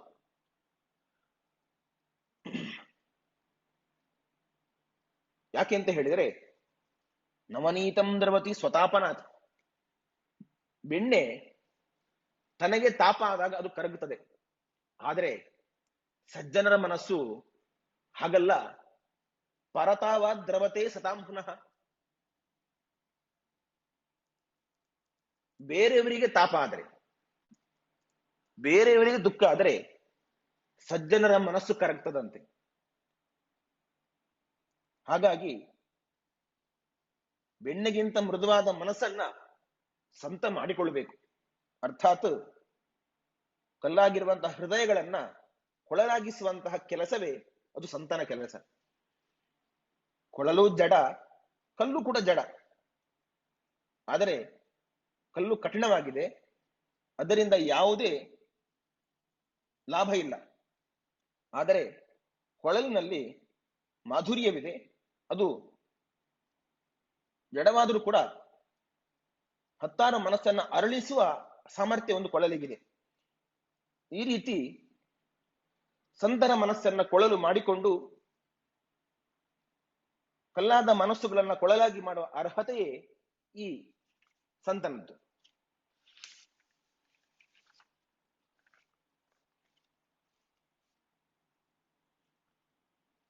ಸಮಾಜಕ್ಕೆ ಸಂತನ ಅವಶ್ಯಕತೆ ಇದೆ. ಈ ಎಲ್ಲರ ಕಷ್ಟಗಳಿಗೂ ಕೂಡ ಸ್ಪಂದಿಸುವ ಅರ್ಹತೆ ಸಂತನಲ್ಲಿದೆ. ಆದರೆ ಕೆಲವೊಮ್ಮೆ ಈ ಸಂತನಿಗೆ ಈ ಸಮಾಜದ ಬೇಡವಾದ ಸಂಗತಿಗಳು ಅಪ್ಪಳಿಸುವ ಅನಿವಾರ್ಯತೆಯೂ ಕೂಡ ಇದೆ. ಹಾಗಿದ್ರೂ ತನ್ನ ಕರ್ತವ್ಯದಲ್ಲಿ ನಿರತನಾದಂತಹ ಸಂತ ತನ್ನ ಮನಸ್ಥಿತಿಯನ್ನು ಹಾಳು ಮಾಡಿಕೊಳ್ಳದೆ ಸಮಾಜಮುಖಿಯಾಗಿ ಇರಬೇಕು. ಅದಕ್ಕೊಂದು ಭಾಗವತದ ನಿದರ್ಶನ ಇದೆ. ಈ ಭೂದೇವಿಯ ಮೇಲೆ ಪ್ರತಿದಿನ ಎಲ್ಲರೂ ಕೂಡ ಮಲಮೂತ್ರಗಳನ್ನು ವಿಸರ್ಜನೆ ಮಾಡ್ತಾರೆ. ಆದರೆ ಎಲ್ಲಾ ಉಪಕಾರವನ್ನು ಕೂಡ ಭೂಮಿಯಿಂದಲೇನೆ ಪಡೀತಾರೆ. ಆದರೆ ಬೆಳಿಗ್ಗೆ ಎದ್ದು ಕೂಡಲೇ ಎಷ್ಟು ಜನ ಭೂದೇವಿಯನ್ನು ಪ್ರಾರ್ಥನೆ ಮಾಡ್ತಾರೋ ಬಿಡ್ತಾರೋ, ಆದರೆ ಭೂದೇವಿ ಯಥೇಷ್ಟವಾಗಿ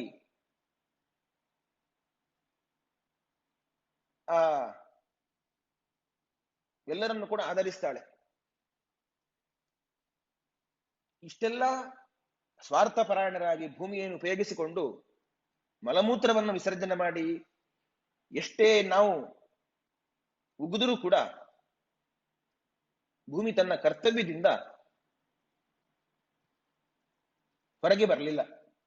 ನಿಶ್ಚಂಚಲವಾದ ಮನಸ್ಸಿನಿಂದ ಮುಂದೆ ಸಾಗುವ ಔದಾರ್ಯ ನಮ್ಮ ಭೂತಾಯಿಯಲ್ಲಿದೆ. ಸನ್ಯಾಸಿಯಾದವನು ಕೂಡ ಇದೇ ಆದರ್ಶವನ್ನು ಇಟ್ಕೊಳ್ಬೇಕು. ಮತ್ತೊಬ್ಬರ ದುಃಖಗಳಿಗೆ ಸ್ಪಂದಿಸಬೇಕು. ತನ್ನ ದುಃಖಗಳನ್ನ ನುಂಗಿಕೊಳ್ಳಬೇಕು. ಎಷ್ಟೇ ಕಷ್ಟಗಳು ಬಂದರೂ ಕೂಡ ಸನ್ಯಾಸಿಯಾದವನು ತನ್ನ ಕರ್ತವ್ಯದಿಂದ ಹಿಂದೆ ಬರಬಾರದು. ಇದು ಭೂಮಿಯಿಂದ ಕಲಿತ ಪಾಠ. ಅದರ ಜೊತೆಗೆ ಸಂತರು ತಮ್ಮ ಜ್ಞಾನನಾಶ ಆಗದೇ ಇರುವ ಹಾಗೆ ಸಮಾಜದಲ್ಲಿ ಬೆರೆಯಬೇಕು.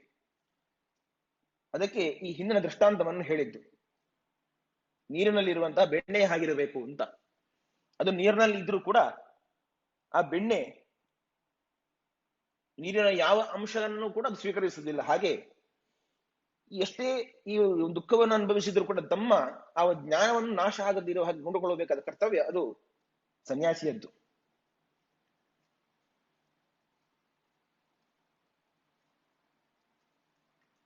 ಯಾವುದೇ ವೈಷಯಿಕ ಸ್ಪರ್ಶಗಳಿಲ್ಲದೇನೆ ತಾನೇನು ಮಾಡುತ್ತಿದ್ದೇನೆ ಎಂಬ ಎಚ್ಚರಿಕೆಯಿಂದ ಸಮಾಜದಲ್ಲಿ ಮುಂದುವರಿಬೇಕು ಸಂತನಾದವನು. ಈ ಅತಿಯಾದ ಬೇಕುಗಳನ್ನು ಬಿಟ್ಟವನು ಸಂತನಾಗ್ತಾನೆ. ಅತಿಯಾದ ಬೇಕುಗಳನ್ನು ಹೊಂದಿದವನು ಸಂತ ಅಂತ ಕರೆಸಿಕೊಳ್ಳಿಕ್ಕೆ ಅರ್ಹನಾಗುವುದಿಲ್ಲ. ಅದರಿಂದಲೇನೆ ಅನೇಕ ವಿಧವಾದ ಸಮಾಜವನ್ನು ಕಂಡ್ರು, ಅನೇಕ ವಿಧವಾದ ಭೋಗ ಸುಖ ದುಃಖಗಳನ್ನು ನೋಡಿದರೂ ತಾನು ಗಾಳಿಯಂತೆ ನಿಸ್ಪೃಹನಾಗಿರಬೇಕು. ವಾಲ್ಮೀಕಿ ರಾಮಾಯಣದಲ್ಲಿ ವಾಲ್ಮೀಕಿಗಳು ತಪಸಾ ನದಿಯನ್ನ ನೋಡಿ ಹೇಳುವಂತಹ ಒಂದು ಮಾತಿದೆ. ಈ ಒಂದು ನದಿ ಎಷ್ಟು ಸ್ವಚ್ಛವಾಗಿದೆ ಅಂತ ಹೇಳಿದರೆ, ಒಬ್ಬ ಸಜ್ಜನನಾದವನ ಮನಸ್ಸು ಎಷ್ಟು ನಿರ್ಮಲವಾಗಿದೆಯೋ ಅಷ್ಟು ನಿರ್ಮಲವಾಗಿದೆ ಈ ನದಿ ಅಂತ ಹೇಳ್ತಾರೆ. ಸಜ್ಜನರ ಮನಸ್ಸು ಎಷ್ಟು ನಿರ್ಮಲವಾಗಿದೆ ಅಂತ ಹೇಳಿದ್ರೆ ಈ ಒಂದು ತಮಸಾ ನದಿ ಎಷ್ಟು ನಿರ್ಮಲವಾಗಿದೆ ಅಷ್ಟು ನಿರ್ಮಲವಾಗಿದೆ ಅಂತ ಹೇಳ್ತಾರೆ. ಅಂದ್ರೆ ಈ ಮನಸ್ಸು ಅದು ನೀರಿನಂತೆ ನಿರ್ಮಲವಾಗಿರಬೇಕು ಸನ್ಯಾಸಿಗೆ. ಸ್ವಚ್ಛ ಪ್ರಕೃತಿದ ಸ್ನಿಗ್ಧೋ ಮಧುರ ತೀರ್ಥಮಂಡ್ರಣಾಮ್ ಅಂತ ಹೇಳಿ ಭಾಗವತದಲ್ಲಿ ಬಂದಂತಹ ಮಾತು. ನೀರಿನಲ್ಲಿರುವಂತಹ ಗುಣ ಅದು ಒಬ್ಬ ಸಂತನಲ್ಲಿರಬೇಕಂತೆ. ನೀರನ್ನ ಕದಡಿದರೆ ಅದು ಕಶ್ಮಲ ಆಗ್ತದೆ, ಅದರ ಅಡಿಯಲ್ಲಿರುವಂತಹ ಕೆಸರು ಮೇಲಕ್ಕೆ ಬರುತ್ತದೆ. ಇದು ತಾತ್ಕಾಲಿಕ, 1 ಗಂಟೆ ಬಿಟ್ಟು ನೋಡಿ ಕಶ್ಮಲ ಎಲ್ಲ ಕೆಳಗೆ ಹೋಗಿರುತ್ತದೆ.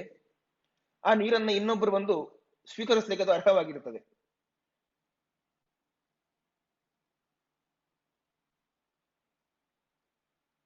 ಈ ಹರಿಯುವ ನದಿಯಾಗಿರ್ಬೋದು, ಜಲಾಶಯ ಆಗಿರ್ಬೋದು, ಸರೋವರ ಆಗಿರ್ಬೋದು, 1000 ಕಶ್ಮಲಗಳು ತಮ್ಮಲ್ಲಿ ಬಂದು ಬಿದ್ರೂ ಕೂಡ ಅದನ್ನೆಲ್ಲ ಕೆಳಗೆ ಒತ್ತಿ ಮತ್ತೊಬ್ಬರಿಗೆ ಉಪಕಾರ ಮಾಡಲು ಹೇಗೆ ಸ್ವಚ್ಛವಾಗಿ ಕಂಗೊಳಿಸ್ತಾ ಇರ್ತದೋ ಸಂತನಾದವನು ಕೂಡ ಹಾಗೆ ಇರಬೇಕು ಅಂತ ಹೇಳ್ತಾರೆ.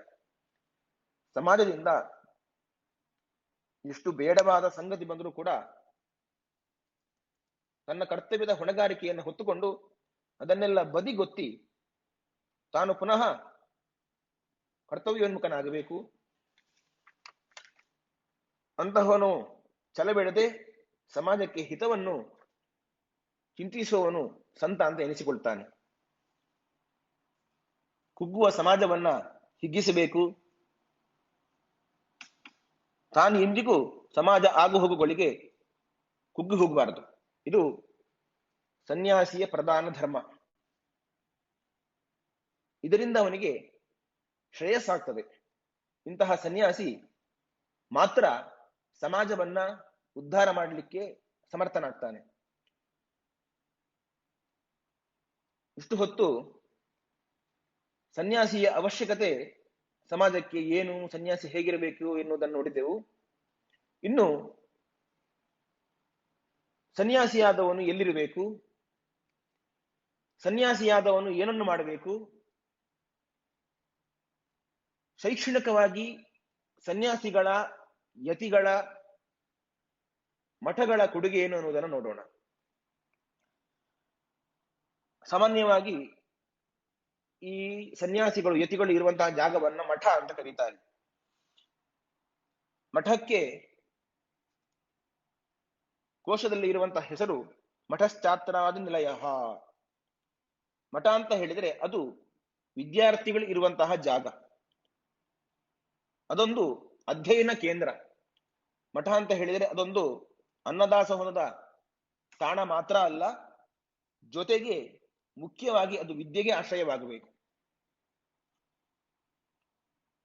ಯಾರು ನಿರ್ಗತರಾಗಿದ್ದಾರೋ ಅಂತಹವರಿಗೆ ಮಠಮಾನ್ಯಗಳು ಸ್ವಾಗತವನ್ನು ನೀಡಬೇಕು, ಅವರ ವಿದ್ಯಾಭ್ಯಾಸಕ್ಕೆ ಹೆಚ್ಚಿನ ಆದ್ಯತೆಯನ್ನು ನೀಡಬೇಕು. ಆಗ ಈ ಮಠ ಎನ್ನುವ ಹೆಸರು ಸಾರ್ಥಕವಾಗ್ತದೆ. ಮಠ ಅಂತ ಹೇಳಿದ್ರೆ ಅದು ವಿದ್ಯಾರ್ಥಿಗಳಿಗೆ ಆಶ್ರಯವಾಗಿರುವಂತಹದ್ದು. ಯಾವುದು ವಿದ್ಯಾರ್ಥಿಗಳಿಗೆ ಆಶ್ರಯ ಆಗುವುದಿಲ್ಲೋ ಅದನ್ನ ಮಠ ಅಂತ ಹೇಳಲಿಕ್ಕೆ ಆಗುವುದಿಲ್ಲ. ಈ ಒಂದು ಸನಾತನವಾದಂತಹ ನಮ್ಮ ಈ ಒಂದು ಭಾರತೀಯ ಪರಂಪರೆ, ತತ್ವಶಾಸ್ತ್ರ, ವೇದಾಂತಗಳು ಇವುಗಳನ್ನೆಲ್ಲ ಚೆನ್ನಾಗಿ ಮಠಗಳಲ್ಲಿ ನೀತಿ ಬೋಧಕವಾಗಿ ನೀಡಬೇಕು.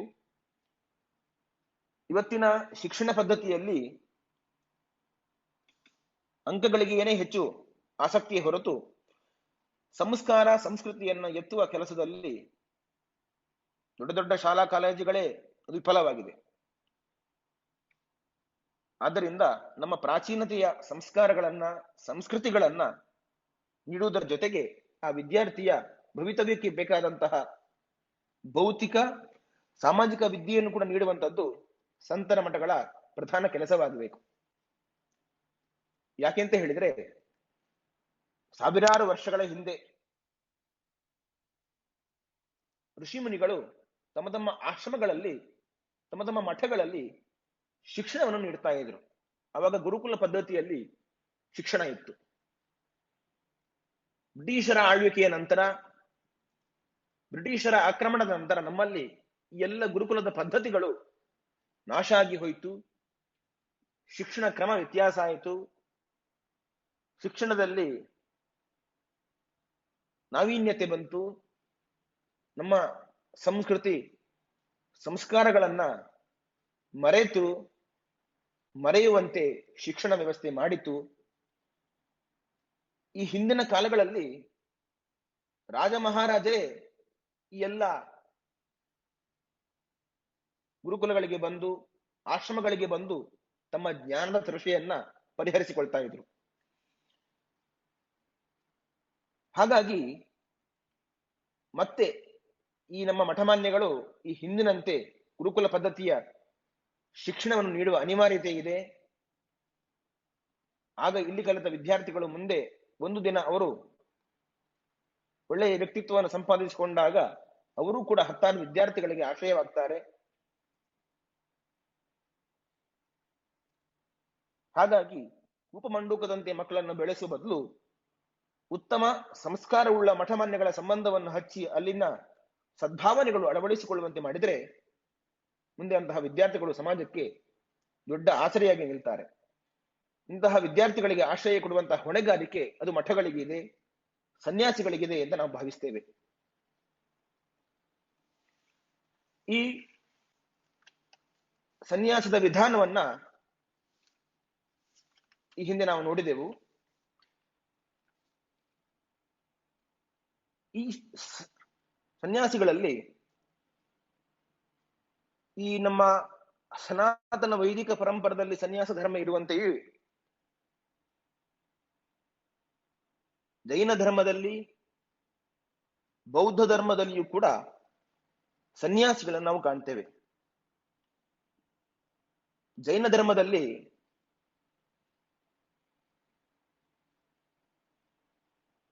ನಾಲ್ಕು ವಿಧವನ್ನ ಹೇಳ್ತಾರೆ. ಅಲ್ಲಿ ಭಿಕ್ಷುಗಳು ಅಂತ ಕರೀತಾರೆ. ಅವರಿಗೆ ಅನಗಾರ, ಯತಿ, ಮುನಿ, ದೇವಋಷಿ ಅಂತ ಈ ಒಂದು ನಾಲ್ಕು ವಿಧವ ಒಂದು ಭಿಕ್ಷುಗಳನ್ನ ಜೈನ ಪರಂಪರೆಯಲ್ಲಿ ನೋಡಬಹುದು. ಮುಖ್ಯವಾಗಿ ಇವರಿಗೆ ಪಂಚ ನಮೋಕಾರಗಳು ಇವರ ಅನುಷ್ಠಾನ.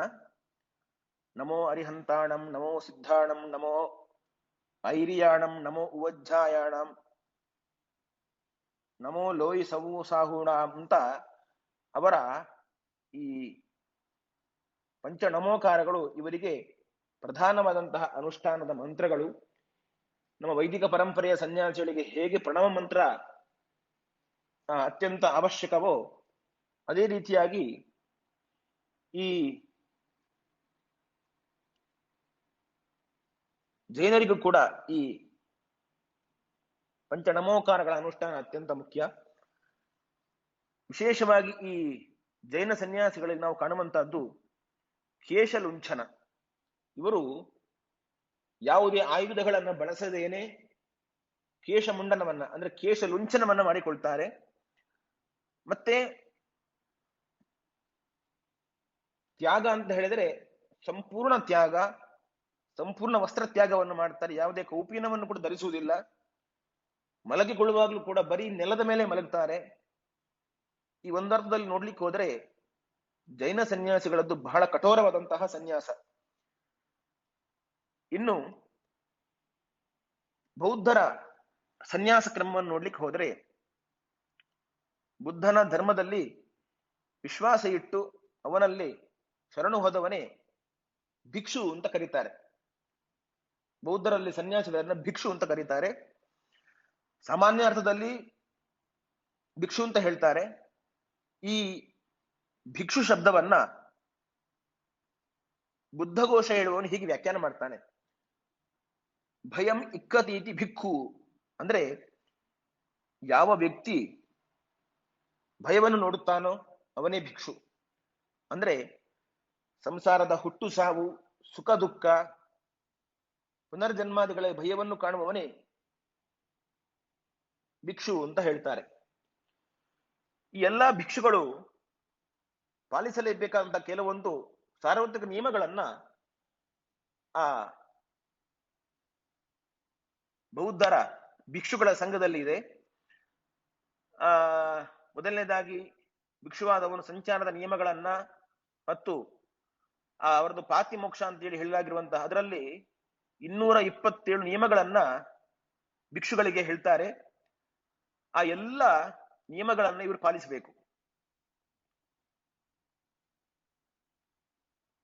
ಇಂದ್ರಿಯ ಸಂಯಮದ ಅಭ್ಯಾಸ ಭಿಕ್ಷುಗಳಿಗೆ ಕಡ್ಡಾಯವಾದದ್ದು. ಭಿಕ್ಷು ಸಂಚಾರ ಮಾಡ್ತಾ ಮಾಡ್ತಾ ಮನಸ್ಸಿಗೆ ಹಿಡಿಸಿದ ಯಾವುದಾದ್ರೂ ಒಂದು ಒಳ್ಳೆಯ ಪ್ರದೇಶದಲ್ಲಿ ಕುಳಿತು ಮನಸ್ಸಿನ ವಿಕಾರಗಳನ್ನು ದೂರ ಮಾಡಲಿಕ್ಕೆ ಪ್ರಯತ್ನ ಮಾಡಬೇಕು. ಭಿಕ್ಷುವಾದವನು ತನ್ನ ಶರೀರಕ್ಕೆ ಅಗತ್ಯ ಇರುವಷ್ಟು ಮಾತ್ರ ಆಹಾರವನ್ನು ಸ್ವೀಕರಿಸಬೇಕು. ಭೋಜನಕ್ಕಾಗಿ ಯಾವುದೇ ಜೀವಿಗಳ ಹಿಂಸೆಯನ್ನು ಮಾಡಲಿಕ್ಕಿಲ್ಲ. ಭಿಕ್ಷು ತನ್ನ ಶರೀರದ ಪ್ರತಿ ಚರ್ಯೆಯನ್ನು ಸದಾ ಗಮನಿಸ್ತಾ ಇರಬೇಕು. ಕುಳಿತುಕೊಳ್ಳುವುದು, ನಿಲ್ಲುವುದು, ನೋಡುವುದು ಇತ್ಯಾದಿ ಪ್ರತಿಯೊಂದು ಕ್ರಿಯೆಯನ್ನು ಕೂಡ ಸಮಾಧಾನವಾಗಿ ಇಟ್ಟುಕೊಂಡು ಗಮನ ಇಟ್ಟುಕೊಂಡು ಮಾಡಬೇಕು. ಈ ಭಿಕ್ಷುವಾದವನು ಅರಣ್ಯ, ಪರ್ವತ, ಗುಹೆ ಮೊದಲಾದಂತಹ ಪ್ರದೇಶಗಳಲ್ಲಿ ಸಾಧನೆಯನ್ನು ಮಾಡಬೇಕು. ಹೀಗೆ ಈ ಭಿಕ್ಷುವಾದವನಿಗೆ, ಜೈನ ಭಿಕ್ಷುವಾದವನಿಗೆ ಈ ರೀತಿಯಾದಂತಹ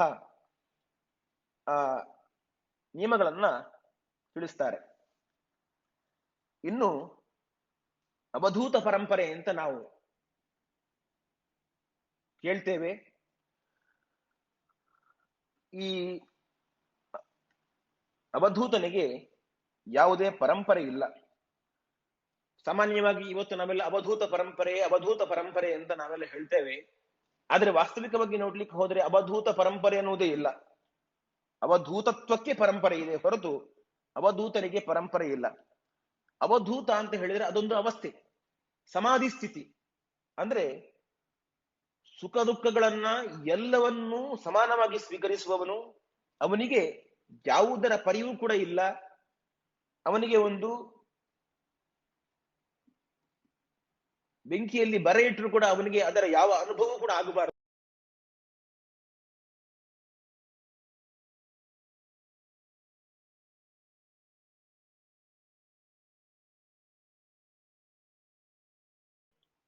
ಈ ಒಂದು ಸಮಾಧಿ ಸ್ಥಿತಿಯಲ್ಲಿ ಇರುವವನನ್ನ ಅವಧೂತ ಅಂತ ಹೇಳ್ತಾರೆ. ಅಂದ್ರೆ ಸದಾಕಾಲ ತನ್ನ ಮನಸ್ಸನ್ನ ಭಗವಂತನಲ್ಲಿಯೇ ನೆಲೆಸಿರುವವನಿಗೆ ಅವಧೂತ ಅಂತ ಕರೀತಾರೆ.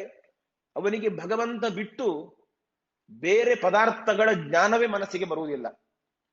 ಅವಧುನೋತಿ ಅಂದ್ರೆ ಧೂಂಜ್ ಕಂಪನಿ ಎನ್ನುವ ಧಾತುವಿಂದ ಬಂದಂತಹ ಈ ಶಬ್ದ ಅವಧೂತ ಎನ್ನುವಂಥದ್ದು. ಅಂದ್ರೆ ಎಲ್ಲವನ್ನು ಬಿಟ್ಟವನು ಅಂತ ಅರ್ಥ. ಇವನಿಗೆ ಯಾವುದೇ ವಿಧಿ ನಿಷೇಧಗಳಿಲ್ಲ. ಸದಾಕಾಲ ಸಮಾಧಿ ಸ್ಥಿತಿಯಲ್ಲಿ ಇದ್ದುಕೊಂಡು ಭಗವಂತನ ಧ್ಯಾನವನ್ನೇ ಮಾಡಿಕೊಂಡಿರುತ್ತಾನೆ. ನಾವು ಭಾಗವತದಲ್ಲಿ ಒಂದು ಕಥೆಯನ್ನು ನೋಡ್ಬೋದು, ಅವಧೂತನ ಕಥೆಯನ್ನು ನೋಡ್ತೇವೆ. ವೃಷಭದೇವ ಅಂತ ಅವನು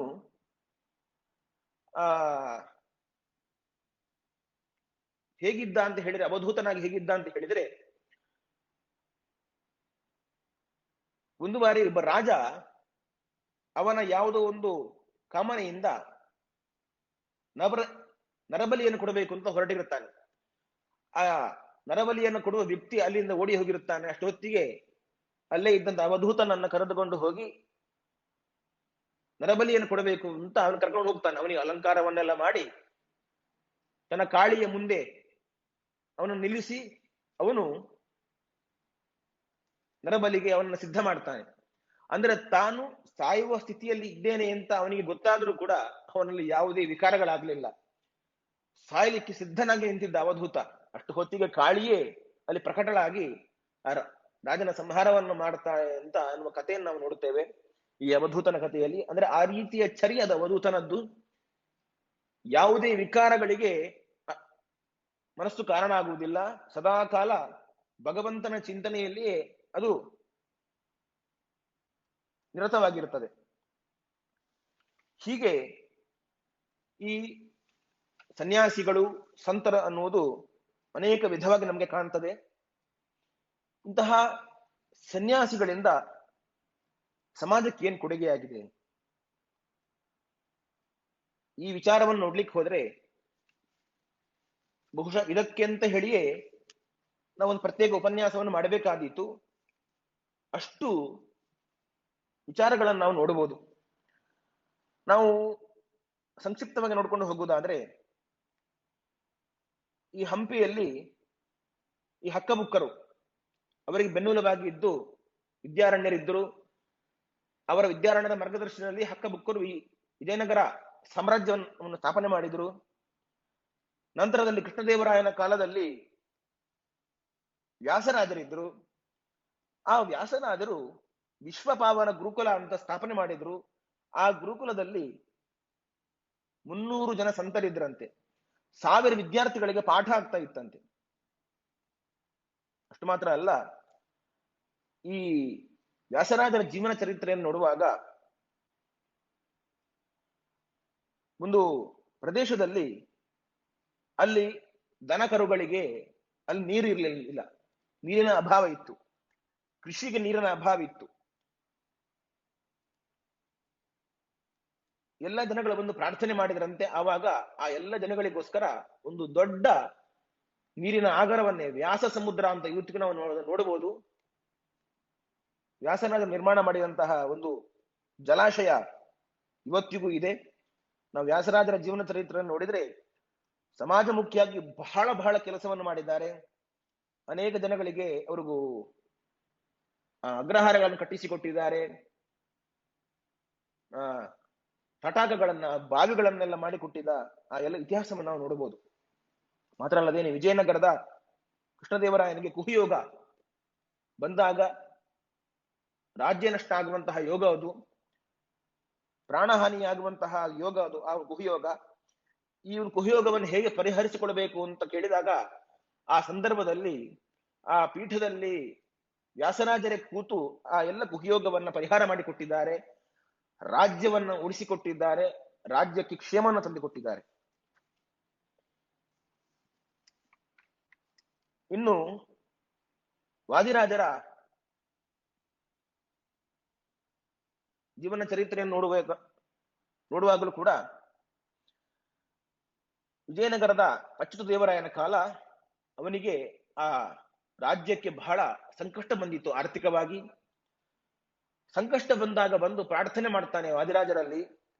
ಅವನ ಆ ವಿಜಯನಗರದಲ್ಲೇ ಇದ್ದಂತಹ ಒಂದು ವಾಲಿಯ ಭಂಡಾರ ಅಂತ, ಅದು ವಾಲಿಯ ಗುಹೆ.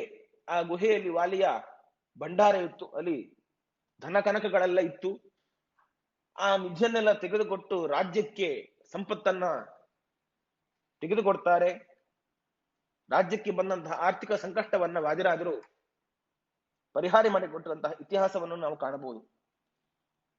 ಅದೇ ರೀತಿಯಾಗಿ ಸೋದೆಯಲ್ಲಿ ಇದ್ದಂತಹ ಅರಸಪ್ಪ ನಾಯಕ, ಸೋದೆಯ ರಾಜ, ಕೆಳದಿಯ ಈ ಅರಸು ಮನೆತನಕ್ಕೆ ಸಂಬಂಧಪಟ್ಟಂತೆ ಆ ಅರಸಪ್ಪ ನಾಯಕ, ಸೋದೆಯ ರಾಜ, ಅವನು ರಾಜ್ಯ ಭ್ರಷ್ಟನಾಗಿದ್ದ, ಎಲ್ಲವನ್ನು ಕೂಡ ಕಳ್ಕೊಂಡಿದ್ದ. ಅವಾಗ ವಾದಿರಾಜರನ್ನ ಅವನು ಶರಣು ಹೊಂದಿ ಅವರಿಂದ ಅನುಗ್ರಹಿತನಾಗಿ ಕಳೆದುಕೊಂಡಂತಹ ಎಲ್ಲ ರಾಜ್ಯವನ್ನು ಕೂಡ ಮತ್ತೆ ಪಡೆದುಕೊಂಡಂತಹ ಇತಿಹಾಸವನ್ನು ನಾವು ಕಾಣ್ತೇವೆ. ವಾದಿರಾಜರು ಪಾದಯಾತ್ರೆಯ ಮೂಲಕ ಅಖಂಡ ಭೂಮಂಡಲವನ್ನ ಸಂಚಾರ ಮಾಡಿ ಮನೆ ಮನೆಗೆ ತೆರಳಿ ಶಿಕ್ಷಣದ ಅಭಿಯಾನವನ್ನ ಮಾಡಿದ್ದಾರೆ, ಸಂಸ್ಕಾರಗಳನ್ನ ಜೀವಂತಗೊಳಿಸಿದ್ದಾರೆ. ತಮ್ಮ ಬೇರೆ ಬೇರೆ ಮಹಿಮೆಗಳಿಂದ ಯಾರಿಗೆ ಈ ಒಂದು ವೈದಿಕ ಸಂಸ್ಕೃತಿಯಲ್ಲಿ ನಂಬಿಕೆ ಇಲ್ಲೋ ಅವರಿಗೆಲ್ಲ ನಂಬಿಕೆ ಬರುವಂತೆ ಮಾಡಿದ್ದಾರೆ. ಇದೇ ರೀತಿಯಾಗಿ ಶಂಕರಾಚಾರ್ಯರು ಕೂಡ ಅಷ್ಟೇ ಸಂಪೂರ್ಣವಾಗಿ ಅವನತಿಯ ಹಂತದಲ್ಲಿದ್ದಂತಹ ಈ ವೈದಿಕ ಪರಂಪರೆಯನ್ನ, ಸನಾತನ ಪರಂಪರೆಯನ್ನ ಉಳಿಸಿದವರೇ ಶಂಕರಾಚಾರ್ಯರು. ಶಂಕರಾಚಾರ್ಯರಿಂದಾಗಿಯೇ ಇವತ್ತು ಈ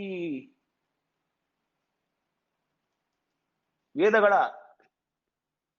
ರಕ್ಷಣೆ ಆಗ್ಲಿಕ್ಕೆ ಸಾಧ್ಯ ಆಯಿತು, ವೈದಿಕ ಪರಂಪರೆ ರಕ್ಷಣೆ ಆಗ್ಲಿಕ್ಕೆ ಸಾಧ್ಯ ಆಯಿತು. ಮುಂದೆ ಬಂದಂತಹ ರಾಮಾನುಜಾಚಾರ್ಯರು ಅವರು ಕೂಡ ಅಷ್ಟೇ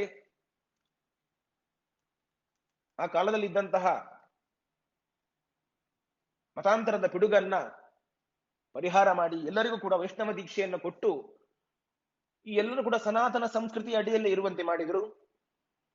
ಮತ್ತೆ ಬಂದಂತಹ ಮಧ್ವಾಚಾರ್ಯರು ಕೂಡ ಅಷ್ಟೇ ಈ ಒಂದು ವೈದಿಕ ಪರಂಪರೆಗೆ ದೊಡ್ಡ ಕೊಡುಗೆಯನ್ನು ನೀಡಿದ್ದಾರೆ.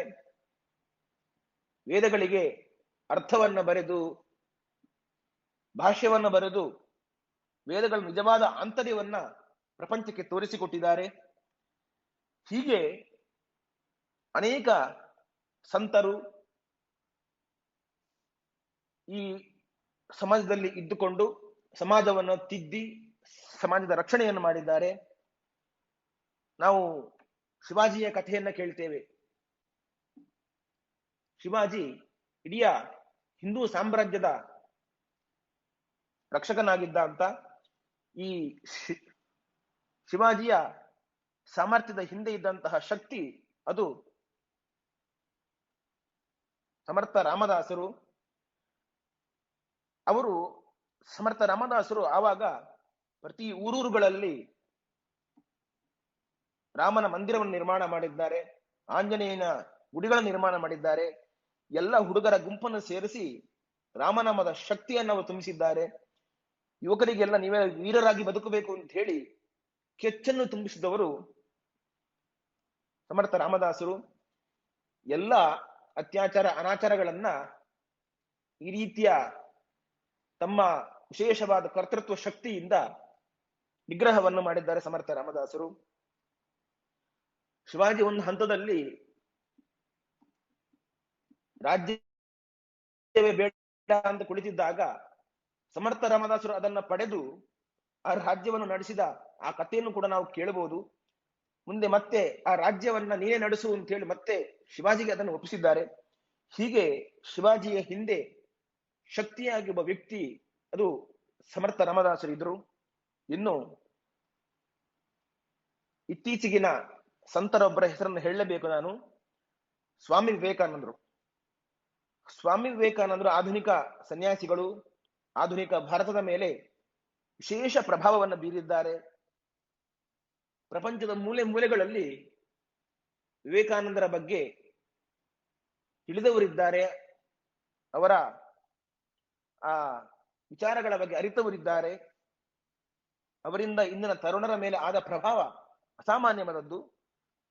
ಜೆಮ್ಶೆಡ್ಜಿ ಟಾಟಾ ಮೊದಲಾದವರಿಂದ ಹಿಡಿದು ಎಲ್ಲಾ ವಿಜ್ಞಾನಿಗಳ ಮೇಲೆ ಈ ವಿವೇಕಾನಂದರ ಪ್ರಭಾವ ಆಗಿತ್ತು. ಹೀಗೆ ಈ ನಮ್ಮ ಸನ್ಯಾಸಿಗಳ ಪರಂಪರೆ ಇಡೀ ನಮ್ಮ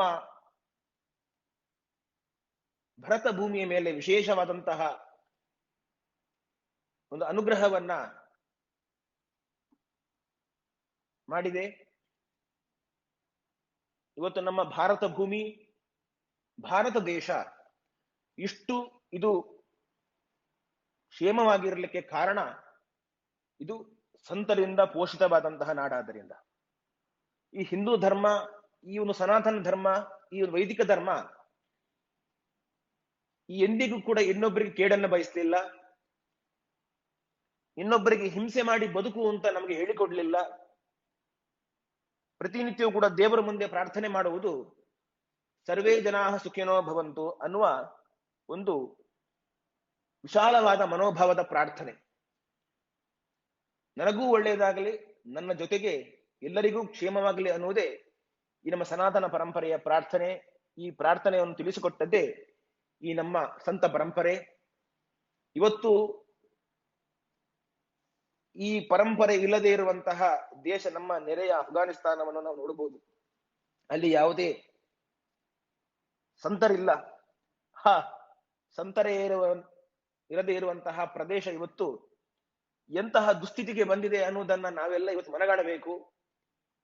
ಆದ್ರಿಂದ ನಾವು ಎಷ್ಟು ಹೆಮ್ಮೆ ಪಡಬೇಕು. ಇವತ್ತು ನಮ್ಮ ಅಖಂಡ ಸಂತ ಪರಂಪರೆಯಿಂದ ಇಡೀ ನಮ್ಮ ಭರತ ಭೂಮಿಯ ಎಲ್ಲ ಜನಗಳು ಕ್ಷೇಮವಾಗಿದ್ದಾರೆ. ಅದಕ್ಕೆ ಕಾರಣ ಈ ಇಡೀ ಸಂತ ಪರಂಪರೆ, ಈ ಸನ್ಯಾಸಿಗಳ ಪರಂಪರೆ.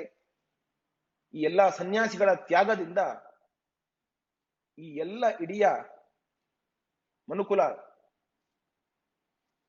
ಕ್ಷೇಮವಾಗಿರುವಂತಾಗಿದೆ.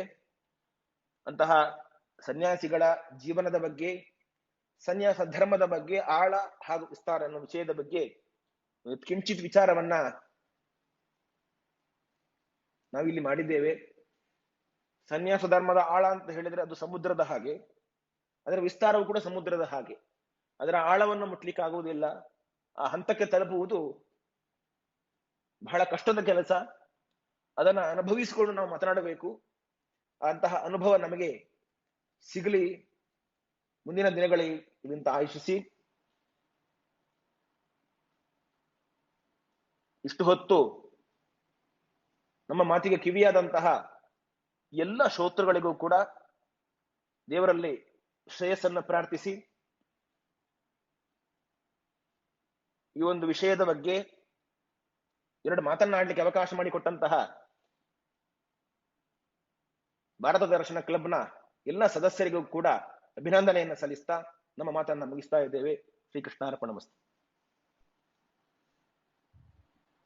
ಇಷ್ಟು ಹೊತ್ತು ತಮ್ಮ ದಿವ್ಯ ಆಶೀರ್ವಚನದ ಮೂಲಕ ನಮ್ಮೆಲ್ಲರನ್ನು ಅನುಗ್ರಹಿಸಿದ ಸೋದೆ ಶ್ರೀ ವಾದಿರಾಜ ಮಠಾಧೀಶರು ಶ್ರೀ ವಿಶ್ವವಲ್ಲಭ ತೀರ್ಥ ಶ್ರೀಪಾದಂಗಳವರಿಗೆ ಅನಂತ ನಮನಗಳು. ಇಂದಿನ ಕಾರ್ಯಕ್ರಮದಲ್ಲಿ ಶ್ರೀಮದ್ ಅಚ್ಯುತ ಪರೀಕ್ಷಾಚಾರ್ಯ ಮಹಾಸಂಸ್ಥಾನ ಭೀಮನ್ಕಟ್ಟೆ ಮಠದ ಶ್ರೀ ರಘುವರೇಂದ್ರ ತೀರ್ಥ ಶ್ರೀಪಾದಂಗಳ ದಿವ್ಯ ಉಪಸ್ಥಿತಿಯು ಲಭ್ಯವಾಗಿದೆ. ಇದು ನಮ್ಮೆಲ್ಲರ ಸೌಭಾಗ್ಯವೇ ಸರಿ. ಶ್ರೀಗಳಿಗೂ ಕೂಡ ನಮ್ಮ ಅನಂತ ನಮನಗಳು. ಮುಂದೆ ಯೋಗಾಯೋಗ ಕುಡಿ ಬಂದು ಅವರ ಒಂದು ಸಂಪೂರ್ಣ ಉಪನ್ಯಾಸವನ್ನ ಕೇಳುವ ಹೆಬ್ಬಯಕೆ ನಮ್ದು ನಮ್ಮ ಭಾರತ ದರ್ಶನ ಕ್ಲಬ್ನ ಮೂಲಕ. ಮುಂದಿನ ಒಂದು ಕಾರ್ಯಕ್ರಮ ಚಿಕ್ಕದಾದ ಒಂದು ಪ್ರಶ್ನೋತ್ತರ ಕಾರ್ಯಕ್ರಮ. ಅದಕ್ಕೆ ಮುನ್ನ ಒಂದೆರಡು ಸಣ್ಣ ಪ್ರಕಟಣೆಗಳಿವೆ. ಈ ಕಾರ್ಯಕ್ರಮದ ಸಂಪೂರ್ಣ ರೆಕಾರ್ಡಿಂಗ್ ಏನಿದೆ, ಇದುವರೆಗೂ ಶ್ರೀಗಳ ಆಶೀರ್ವಚನ ಮತ್ತು ಮುಂದೆ ನಡೆಯುವ ಪ್ರಶ್ನೋತ್ತರ, ಇದು ಸಂಪೂರ್ಣ ರೆಕಾರ್ಡಿಂಗ್ ನಮ್ಮ ಯೂಟ್ಯೂಬ್ ಚಾನಲ್ ಅಪ್ಲೋಡ್ ಆಗ್ತದೆ. ಇನ್ನ ಒಂದು 48 ಗಂಟೆಗಳಲ್ಲಿ ನಮ್ಮ ಯೂಟ್ಯೂಬ್ ಚಾನಲ್ನಲ್ಲಿ ಇದು ಲಭ್ಯ ಇರ್ತದೆ. ದಯವಿಟ್ಟು ನಮ್ಮ ಯೂಟ್ಯೂಬ್ ಚಾನಲ್ಗೆ ಸಬ್ಸ್ಕ್ರೈಬ್ ಮಾಡಿ, ನೋಟಿಫಿಕೇಶನ್ ಆನ್ ಮಾಡಿಕೊಂಡ್ರೆ ಪ್ರತಿ ವಾರದ ಕಾರ್ಯಕ್ರಮಗಳ ರೆಕಾರ್ಡಿಂಗ್ ಏನು ಅಪ್ಲೋಡ್ ಆಗ್ತದೆ ಅದು ನಿಮಗೆ ತಪ್ಪದೆ ಗೊತ್ತಾಗ್ತದೆ. ನಮ್ಮ ಕ್ಲಬ್ನ ಒಂದೆರಡು ನಿಯಮಗಳನ್ನ ಹೇಳ್ಬಿಡ್ತೇನೆ. ಮೊದಲನೇದಾಗಿ ನಾವು ಈ ಕ್ಲಬ್ನ ಪ್ರಾರಂಭಿಸಿದ್ದೇ ಉತ್ಕೃಷ್ಟ ನಾಗರಿಕತೆಗಳಿಗೆ ಪ್ರಸ್ಥಭೂಮಿಯಾದ ಭಾರತದ 10 ಹಲವು ವಿಷಯಗಳ ಬಗ್ಗೆ ಒಂದು ಚಿಂತನ ಮಂಥನ ಮಾಡೋ ಒಂದು ಚಾವಡಿ ಆಗಿರ್ಬೇಕಂತ. ಇಂಥ ಒಂದು ಚಾವಡಿಯಲ್ಲಿ ನಾವು ಶ್ರೋತೃ ವರ್ಗದಲ್ಲಿ ವಿನಂತಿ ಮಾಡೋದಂದ್ರೆ ನಮ್ಮ ನಾಗರಿಕ ಪ್ರಜ್ಞೆಯನ್ನು ಉಳಿಸ್ಕೊಳ್ಬೇಕು ಅಂತ. ಇಂದಿನ ದಿವ್ಯ ಉಪಸ್ಥಿತಿಯನ್ನು ತೋರಿಸಿರುವಂತಹ ಶ್ರೀಗಳ ಬಗ್ಗೆ ಗೌರವ ಇಟ್ಕೊಂಡು ಇಂದಿನ ವಿಷಯಕ್ಕೆ ಪ್ರಸ್ತುತವಾದಂಥ ಪ್ರಶ್ನೆಗಳನ್ನಷ್ಟೇ ಕೇಳಬೇಕಾಗಿ ಅವರಲ್ಲಿ ವಿನಂತಿ. ನಾವು ಪ್ರತಿ ಬಾರಿ ಹೇಳೋ ಹಾಗೆ ನಮ್ಮ ಕ್ಲಬ್ನಲ್ಲಿ ಭಾರತ, ನಮ್ಮ ದೇಶ ಹಾಗೂ ನಮ್ಮ ಧರ್ಮ ಇವುಗಳ ವಿರುದ್ಧವಾಗಿ ಮಾತಾಡೋದು ಸಹ್ಯವಲ್ಲ. ಹಾಗಾಗಿ ನಮ್ಮ ಶ್ರೋತೃವರ್ಗದಲ್ಲಿ ವಿನಂತಿ, ಒಬ್ಬೊಬ್ಬರಾಗಿ ನಾವು ಮೇಲಕ್ಕೆ ಬಿಡ್ತೇವೆ. ಪ್ರಸನ್ನ ಅವರು ಪ್ರಶ್ನೋತ್ತರ ಕಾರ್ಯಕ್ರಮನ ನಡೆಸ್ಕೊಡ್ತಾರೆ. ಪ್ರಸನ್ನ ಅವರೇ. ಧನ್ಯವಾದಗಳು. ಮಂಜುನಾಥ್ ಅಂತ ಒಬ್ರು ಬಂದಿದ್ದಾರೆ.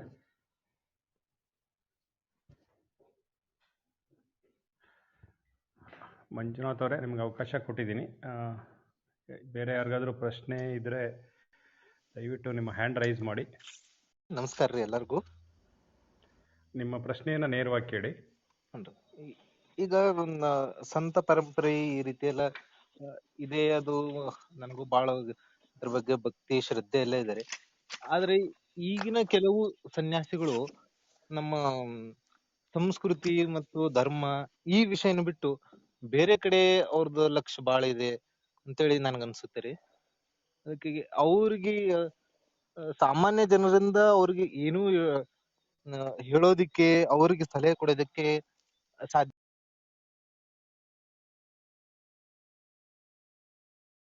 ಅವ್ರಿಗೆ ತಿಳಿ ಹೇಳೋದು ಈ ರೀತಿ ಏನಾದ್ರು ಸಾಧ್ಯ ಇದೆಯಾ ಅಂತ. ನಾನು ಈ ಹಿಂದೆ ಹೇಳಿದ ಹಾಗೆ ಈ ಸಂತ ಪರಂಪರೆ ಹೇಗಿರಬೇಕು, ಸನ್ಯಾಸಿಯಾದವನು ಹೇಗಿರಬೇಕು ಅಂತ ಹೇಳಿದ್ರೆ ಈ ಹಿಂದೆ ನಾನು ಹೇಳಿದ ಹಾಗೆ ಇರಬೇಕು. ಅದಕ್ಕಿಂತ ಹೊರತಾಗಿ ಬೇರೆ ರೀತಿ ಇದ್ರೆ ಅವನು ಸಂತ ಅಂತ ಕರೆಸಿಕೊಳ್ಳಿಕ್ಕೆ ಆಗುದಿಲ್ಲ. ಅಂತವರಿಗೆ ತಿಳಿ ಹೇಳಬೇಕಾದ ನಮ್ಮ ಕರ್ತವ್ಯ ಹೌದು. ಆದ್ರೆ ಹೇಳಿದ್ದನ್ನ ಕೇಳುವ ಮನೋಭಾವ ಕೂಡ ಅವರಲ್ಲಿ ಇರಬೇಕು. ಆದ್ರೆ ಕೆಲವೊಂದು ಕಡೆಯಲ್ಲಿ ಈಗ ಅದು ಯಾರು ಅಂತ ಹೇಳಿಕ್ಕಾಗುದಿಲ್ಲ. ಸಂತರ ವೇಷ ಹಾಕಿಕೊಂಡು ಈ ಹಿಂದೆ ಹೇಳಿದಂತೆ ಕಳಿಂಕ ನೀತಿಯನ್ನು ಅನುಸರಿಸುವವರು ನಮ್ಮಲ್ಲಿ ಇದ್ದಾರೆ. ಆದ್ರಿಂದ ಅಂತವರ ಆ ಕೂಟವನ್ನು ನಾವೇ ಮಾಡದೇ ಇರುವುದು ಶ್ರೇಯಸ್ಸು ಅಂತ ಭಾವಿಸ್ತೇವೆ. ನನ್ನದೊಂದು ಸಾಮಾನ್ಯನಾಗಿ ಒಂದು ಪ್ರಶ್ನೆ ಇದೆ. ನಾವು ಆಶ್ರಮ ಬಗ್ಗೆ ಮಾತಾಡ್ತಾ ಬ್ರಹ್ಮಚರ್ಯ, ಗೃಹಸ್ಥಾಶ್ರಮ, ವಾನಪ್ರಸ್ಥ ಅಥವಾ ಸನ್ಯಾಸಾಶ್ರಮವಾಗಿ ಒಂದಾದ ಮೇಲೆ ಒಂದನ್ನು ಹೋಗಬೇಕು ಅನ್ನೋ ಒಂದು ಕಲ್ಪನೆಯಲ್ಲಿ ಇರ್ತೀವಿ. ಅದ್ರ ಜೊತೆಗೆ ಸಾಮಾನ್ಯನಾಗಿ ಇವಾಗ ಸಾಮಾಜಿಕವಾಗೋ ಅಥವಾ ಸಾಂಸಾರಿಕವಾಗೋ ಆಗಾಗ ನಮ್ಗಳಿಗೆ ಅನ್ಸುತ್ತೆ ಸನ್ಯಾಸಕ್ಕೆ ಸ್ವೀಕರಿಸಬೇಕು ಅಂತ ಹೇಳಿ. ಸುಮ್ಮನೆ ಉದಾಹರಣೆಗೆ ಹೇಳಬೇಕು ಅಂತಂದ್ರೆ, ನಾನು 20ನೇ ವರ್ಷದಲ್ಲೂ ನನಗೆ ನೆನಪಿರೋ ಹಾಗೆ ನಾನು ಹಿಮಾಲಯಕ್ಕೆ ಹೋಗ್ಬಿಡ್ತೀನಿ ಅಂತ ಅನ್ಕೊಳ್ತಾ ಇದ್ದೆ. ಈಗ 55ನೇ ವರ್ಷದಲ್ಲೂ ಅಯ್ಯೋ ಈ ಜಂಜಡಗಳನ್ನ ಬಿಟ್ಟು ಹಿಮಾಲಯಕ್ಕೆ ಹೋಗ್ಬಿಡ್ಬೋದು ಅಂತ ಅನ್ಸುತ್ತೆ. ಆದ್ರೆ ಅದು ಸಾಧಿಸೋದೇನು ಅಂತ ಇನ್ನೂ ನನಗೆ ಪರಿಕಲ್ಪನೆ ಇಲ್ಲ. ಈ ತರಹ ಜನಸಾಮಾನ್ಯರಲ್ಲಿ ಈ ಸನ್ಯಾಸತ್ವದ ಬಗ್ಗೆ ಆಗಾಗ ಮೂಡೋ ಪ್ರೀತಿ ಇದೊಂಥರ ಉದರ ವೈರಾಗ್ಯ ಅನ್ಸುತ್ತೋ, ಅಥವಾ ಇದಕ್ಕೇನಾದ್ರು ಒಂದು ನಮಗೆ ಜ್ಞಾನವಾಗಿ ಏನಾದ್ರು ಸಿಗುತ್ತಾ ಅಂತೇಳಿ, ಹೇಗೆ ಇದನ್ನ ನಾವು ಓವರ್ಕಮ್ ಮಾಡಬಹುದು ನಮ್ಮ ಜೀವನದಲ್ಲಿ ಅಂತೇಳಿ, ಅಥವಾ ಸನ್ಯಾಸತ್ವವೇ ಎಲ್ಲದಕ್ಕೂ ಒಂದು ಸೊಲ್ಯೂಷನ್ ಅಥವಾ ಉಪಾಯನ, ಮಾರ್ಗೋಪಾಯನ ಅಂತ ಅನ್ನೋದು ನನ್ನ ಪ್ರಶ್ನೆ. ಬಹುಶಃ ಇದು ಈ ಒಂದು ವೈರಾಗ್ಯಗಳಲ್ಲಿ ಅನೇಕ ವೈರಾಗ್ಯವನ್ನು ಹೇಳಿದ್ದಾರೆ. ಈ ಅಭಾವ ವೈರಾಗ್ಯ, ಮತ್ತೆ ಪುರಾಣ ವೈರಾಗ್ಯ, ಸ್ಮಶಾನ ವೈರಾಗ್ಯ ಅಂತೇಳಿ. ಈ ಪುರಾಣಗಳನ್ನು ಕೇಳುವಾಗ ಬಂದಂತ ವೈರಾಗ್ಯ, ನಮಗೆ ಏನು ಬೇಡ, ಆಯ್ತು ಸಾಕು ಹೋಗುವ ಅಂತ ಒಂದು ಕ್ಷಣ ಅನಿಸಿಬಿಡ್ತದೆ. ನಾವು ನಮ್ಮ ಬಂಧುಗಳನ್ನು ಸುಡ್ಲಿಕ್ಕೆ ಸ್ಮಶಾನಕ್ಕೆ ಹೋಗುವಾಗ ಅಲ್ಲಿಯ ದುಃಖವನ್ನು ನೋಡಿ ಅಯ್ಯೋ ನಮಗೂ ಈ ಜೀವನ ಸಾಕಾಗಿ ಹೋಗಿದೆ, ಬೇಡ ಎಲ್ಲಿಯಾದ್ರೂ ಹೋಗುವ ಅಂತ ಅನಿಸಿಬಿಡ್ತದೆ. ಈ ಮತ್ತೊಂದು ಅಭಾವ ವೈರಾಗ್ಯ ಅಂತ, ಏನೂ ಇಲ್ಲ ಜೀವನದಲ್ಲಿ, ಸಾಕು ಬೇಡ ಏನು ಬೇಡ ಅಂತ ಬದುಕುವಂತಹ ರೀತಿಯ ವೈರಾಗ್ಯ. ಇದೆಲ್ಲ ಅಭಾವ ವೈರಾಗ್ಯಗಳು. ಈ ವೈರಾಗ್ಯ ಸನ್ಯಾಸಕ್ಕೆ ಪೂರಕ ಅಲ್ಲ. ಸನ್ಯಾಸಕ್ಕೆ ಬೇಕಾದ ಮುಖ್ಯ ಅಂಶ ನಾನು ಮೊದಲೇ ಹೇಳಿದಂತೆ ಇಂದ್ರಿಯ ನಿಗ್ರಹ, ಮತ್ತೊಂದು ಭಗವಂತನ ಕುರಿತಾದಂತಹ ಜ್ಞಾನ. ಈ ಜ್ಞಾನವನ್ನ ನಾವು ಪಡೆದಾಗ ಮಾತ್ರ ಸನ್ಯಾಸ ಹೊಂದಲಿಕ್ಕೆ ಮನಸ್ಸು ಅದು ಪಕ್ವವಾಗ್ತದೆ. ಅಂತಹ ಹಂತವನ್ನ ಹೊಂದಿದ ಮೇಲೆ ಮಾತ್ರ ನಾವು ಸನ್ಯಾಸ ಸ್ವೀಕರಿಸಬಹುದು, ಅಥವಾ ಆ ಹಂತವನ್ನ ಹೊಂದಬೇಕು ಹೇಳುವ ಉತ್ಕಟ ಇಚ್ಛೆಯನ್ನು ಸನ್ಯಾಸವನ್ನ ಸ್ವೀಕರಿಸಬಹುದು. ಈ ಹೊರತು ಈ ಮನಸ್ಸು ಚಂಚಲತೆ ಇದ್ದಾಗ ಅದು ಒಂದು ಕ್ಷಣ ನಮಗೆ ಸನ್ಯಾಸ ಸ್ವೀಕರಿಸಬೇಕು ಅಂತ ಅನಿಸಿಬಿಡ್ತದೆ, ಮತ್ತೆ ಪುನಃ ಅದು ಬೇಡ ಅಂತ ಅನಿಸಿಬಿಡ್ತದೆ. ಈ ತರಹ ಚಂಚಲತೆ ಇದ್ದಾಗ ಸನ್ಯಾಸ ತಗೊಂಡ್ರು ಏನು ಪ್ರಯೋಜನ ಆಗುವುದಿಲ್ಲ ಅಂತ ನಮ್ಮ ಭಾವನೆ. ಮುಂದಿನ ಪ್ರಶ್ನೆ ಮಂಜುನಾಥ್ ಅವರಿಂದ. ಮಂಜುನಾಥ್ ಅವರೇ, ನಿಮ್ಮ ಪ್ರಶ್ನೆಯನ್ನು ನೇರವಾಗಿ ಕೇಳಿ, ಕ್ಲುಪ್ತವಾಗಿರ್ಲಿ ಪ್ರಶ್ನೆ. ಶ್ರೀ ಗುರುಭ್ಯೋ ನಮಃ. ಸಭಾಪತಿಭ್ಯಶ್ಚ. ನಾನು ಮಂಜುನಾಥ್ ಜೋಯಿಸು ಗುರುಗಳೇ, ಕಡಿಯಾಳಿ. ಬಹಳ ಸಂತೋಷ ಆಯಿತು ನನಗೆ ತಮ್ಮ ನುಡಿಗಳನ್ನು ಕೇಳಿ. ನನ್ನದು ಒಂದು ಪ್ರಶ್ನೆ ಇಷ್ಟೇ, ಬಹಳ ದಿವಸದಿಂದ ಕೊರಿತಾ ಇರುವಂಥದ್ದು. ಈಗಿನ ಕಾಲದಲ್ಲಿ ಕಳಿಂಗ ನೀತಿ ಅನುಸರಿಸುವ, ತಮೋಗುಣದ ಆಹಾರ ಸೇವಿಸುವ, ಕಾವಿ ಬಟ್ಟೆ ಧರಿಸುವವರ ಸಂಖ್ಯೆ ಪದೇ ಪದೇ ಹೆಚ್ಚಾಗ್ತಾನೇ ಇದೆ. ಅದೊಂದು ಉದ್ಯೋಗ ಆಗಿದೆ. ಇದೇನು ಯುಗ ಧರ್ಮವೇ ಮತ್ತು ಈ ಭಾರತ ವೇದ ಮತ್ತು ಬ್ರಾಹ್ಮಣರಿಗೆ ಒಂದು ಬೈದರೆ, ಅವರನ್ನ ದೂರೀಕರಿಸಿದರೆ ತಾವೇನೋ ಸಾಧಿಸ್ತೇವೆ ಅನ್ನುವಂತಹ ಭಾವನೆ ಹೆಚ್ಚಾಗ್ತಾ ಇದೆ. ವಾದಿರಾಜರು ಏನು ಇದ್ರ ಬಗ್ಗೆ ಅಪ್ಪಣೆ ಕೊಡಿಸಿದ್ದಾರೆ ಅಂತ ತಮ್ಮ ವಾದಿರಾಜ ಮುಖದಿಂದ ಹೇಳಬೇಕು ಅಂತೇಳಿ ವಿನಂತಿ ಮಾಡ್ಕೊಳ್ತೀನಿ. ಈ ವಿಷಯದಲ್ಲಿ ನೀವೇ ಹೇಳಿದಾಗೆ ಇದು ಯುಗಧರ್ಮ ಅಂತಲೇ ನಾವು ಸ್ವೀಕಾರ ಮಾಡಬೇಕು. ಇದು ಕಲಿಯುಗದ ಸಂಧಿಕಾಲ. ಸಂಧಿಕಾಲದಲ್ಲಿ ಸಾಮಾನ್ಯವಾಗಿ ಈ ಎಲ್ಲವೂ ಕೂಡ, ಅಂದ್ರೆ ಅದು ದುಷ್ಟರ ಉಪದ್ರವಗಳಾಗಿರ್ಬೋದು, ಸಜ್ಜನರಿಗೆ ಹಿಂಸೆ ಆಗಿರ್ಬೋದು, ವೈದಿಕರ ನಿಂದನೆ, ವೇದ ನಿಂದನೆ, ಇದೆಲ್ಲವೂ ಕೂಡ ಆಗ್ತದೆ. ಇದು ಯುಗಧರ್ಮ ಇದು. ಆದರೆ ಈ ಎಲ್ಲವನ್ನು ಕೂಡ ಮಿಟ್ಟಿ ಇಲ್ಲುವಂತಹ ಶಕ್ತಿಯನ್ನು ಕೂಡ ದೇವರೇ ಕೊಡ್ತಾನೆ ನಮಗೆ. ಆದ್ರಿಂದ ಇದನ್ನೆಲ್ಲ ಸಹಿಸಿಕೊಳ್ಬೇಕಾದ ನಮ್ಮ ಕರ್ತವ್ಯ. ಸಜ್ಜನರು ಬಹಳ ಕಡಿಮೆ ಸಂಖ್ಯೆಯಲ್ಲಿ ಇರುತ್ತಾರೆ, ದುಷ್ಟರೇ ಅಧಿಕ ಸಂಖ್ಯೆಯಲ್ಲಿ ಇರುತ್ತಾರೆ. ಹೇಗೆ ಪಾಂಡವರು ಕೌರವರು ಇದ್ದ ಹಾಗೆ. ಆದರೆ ಜಯ ಯಾವತ್ತದು ಸಜ್ಜನರಿಗೇನೆ. ಸಜ್ಜನರ ಉದ್ಧಾರಕ್ಕಾಗಿಯೇ ಒಂದಷ್ಟು ಸಂತರನ್ನ, ಜ್ಞಾನಿಗಳನ್ನ ದೇವರು ಅಲ್ಲಲ್ಲಿ ಇಟ್ಟಿರ್ತಾನೆ. ಅವರ ಮೂಲಕ ಈ ಪರಂಪರೆಯನ್ನು ಉಳಿಸುವಂತಹ ಕೆಲಸವನ್ನು ದೇವರೇ ಮಾಡ್ತಾನೆ. ಉಭಯ ಶ್ರೀಪಾದ ಚರಣ ಕಮಲಗಳಿಗೆ ಶಿರಸಾಷ್ಟಾಂಗ ಪ್ರಣಾಮಗಳು. ನನ್ನ ಒಂದು ಚಿಕ್ಕ ಪ್ರಶ್ನೆ ಪರಮಪೂಜ್ಯರಲ್ಲಿ ಏನು ಅಂತಂದ್ರೆ, ರಾಜಕೀಯಕ್ಕೆ ಸಂತರ ಅವಶ್ಯಕತೆ ಇದೆಯೇ, ಅಥವಾ ಸಂತರು ರಾಜಕೀಯಕ್ಕೆ ಹೋಗೋದು ಎಷ್ಟರ ಮಟ್ಟಿಗೆ ಸೂಕ್ತ? ರಾಜಕೀಯ ವಿಚಾರಗಳಲ್ಲಿ ಅವರು ತಲೆದೂರಿಸೋದು ಎಷ್ಟರ ಮಟ್ಟಿಗೆ ಇವತ್ತಿನ ದಿನಮಾನದಲ್ಲಿ ಅದು ಸೂಕ್ತ ಅಂತ ಅನಿಸ್ತದೆ? ಈ ಹಿಂದಿನ ನಮ್ಮ ಉಪನ್ಯಾಸದಲ್ಲಿ ಈ ರಾಜಕೀಯವಾಗಿ ಸಂತರ ಮಾರ್ಗದರ್ಶನ ಇತ್ತು ಅನ್ನೋದನ್ನ ನಾವು ದೃಷ್ಟಾಂತ ಸಹಿತವಾಗಿ ನೋಡಿದ್ದೇವೆ. ಅದು ವ್ಯಾಸರಾಜರಾಗಿರ್ಬೋದು, ವಿದ್ಯಾರಣ್ಯರಾಗಿರ್ಬೋದು, ಅಥವಾ ವಾದಿರಾಜರಾಗಿರ್ಬೋದು, ಎಲ್ಲರೂ ಕೂಡ ರಾಜಗುರುಗಳಾಗಿ ಇದ್ದವರು ಅವರು. ಅಂದ್ರೆ ಸಂತರು ರಾಜಕೀಯ ಮಾಡಲಿಕ್ಕೆ ಬರಬಾರದು, ಆದರೆ ರಾಜಕೀಯ ಮಾಡುವ ರಾಜರುಗಳಿಗೆ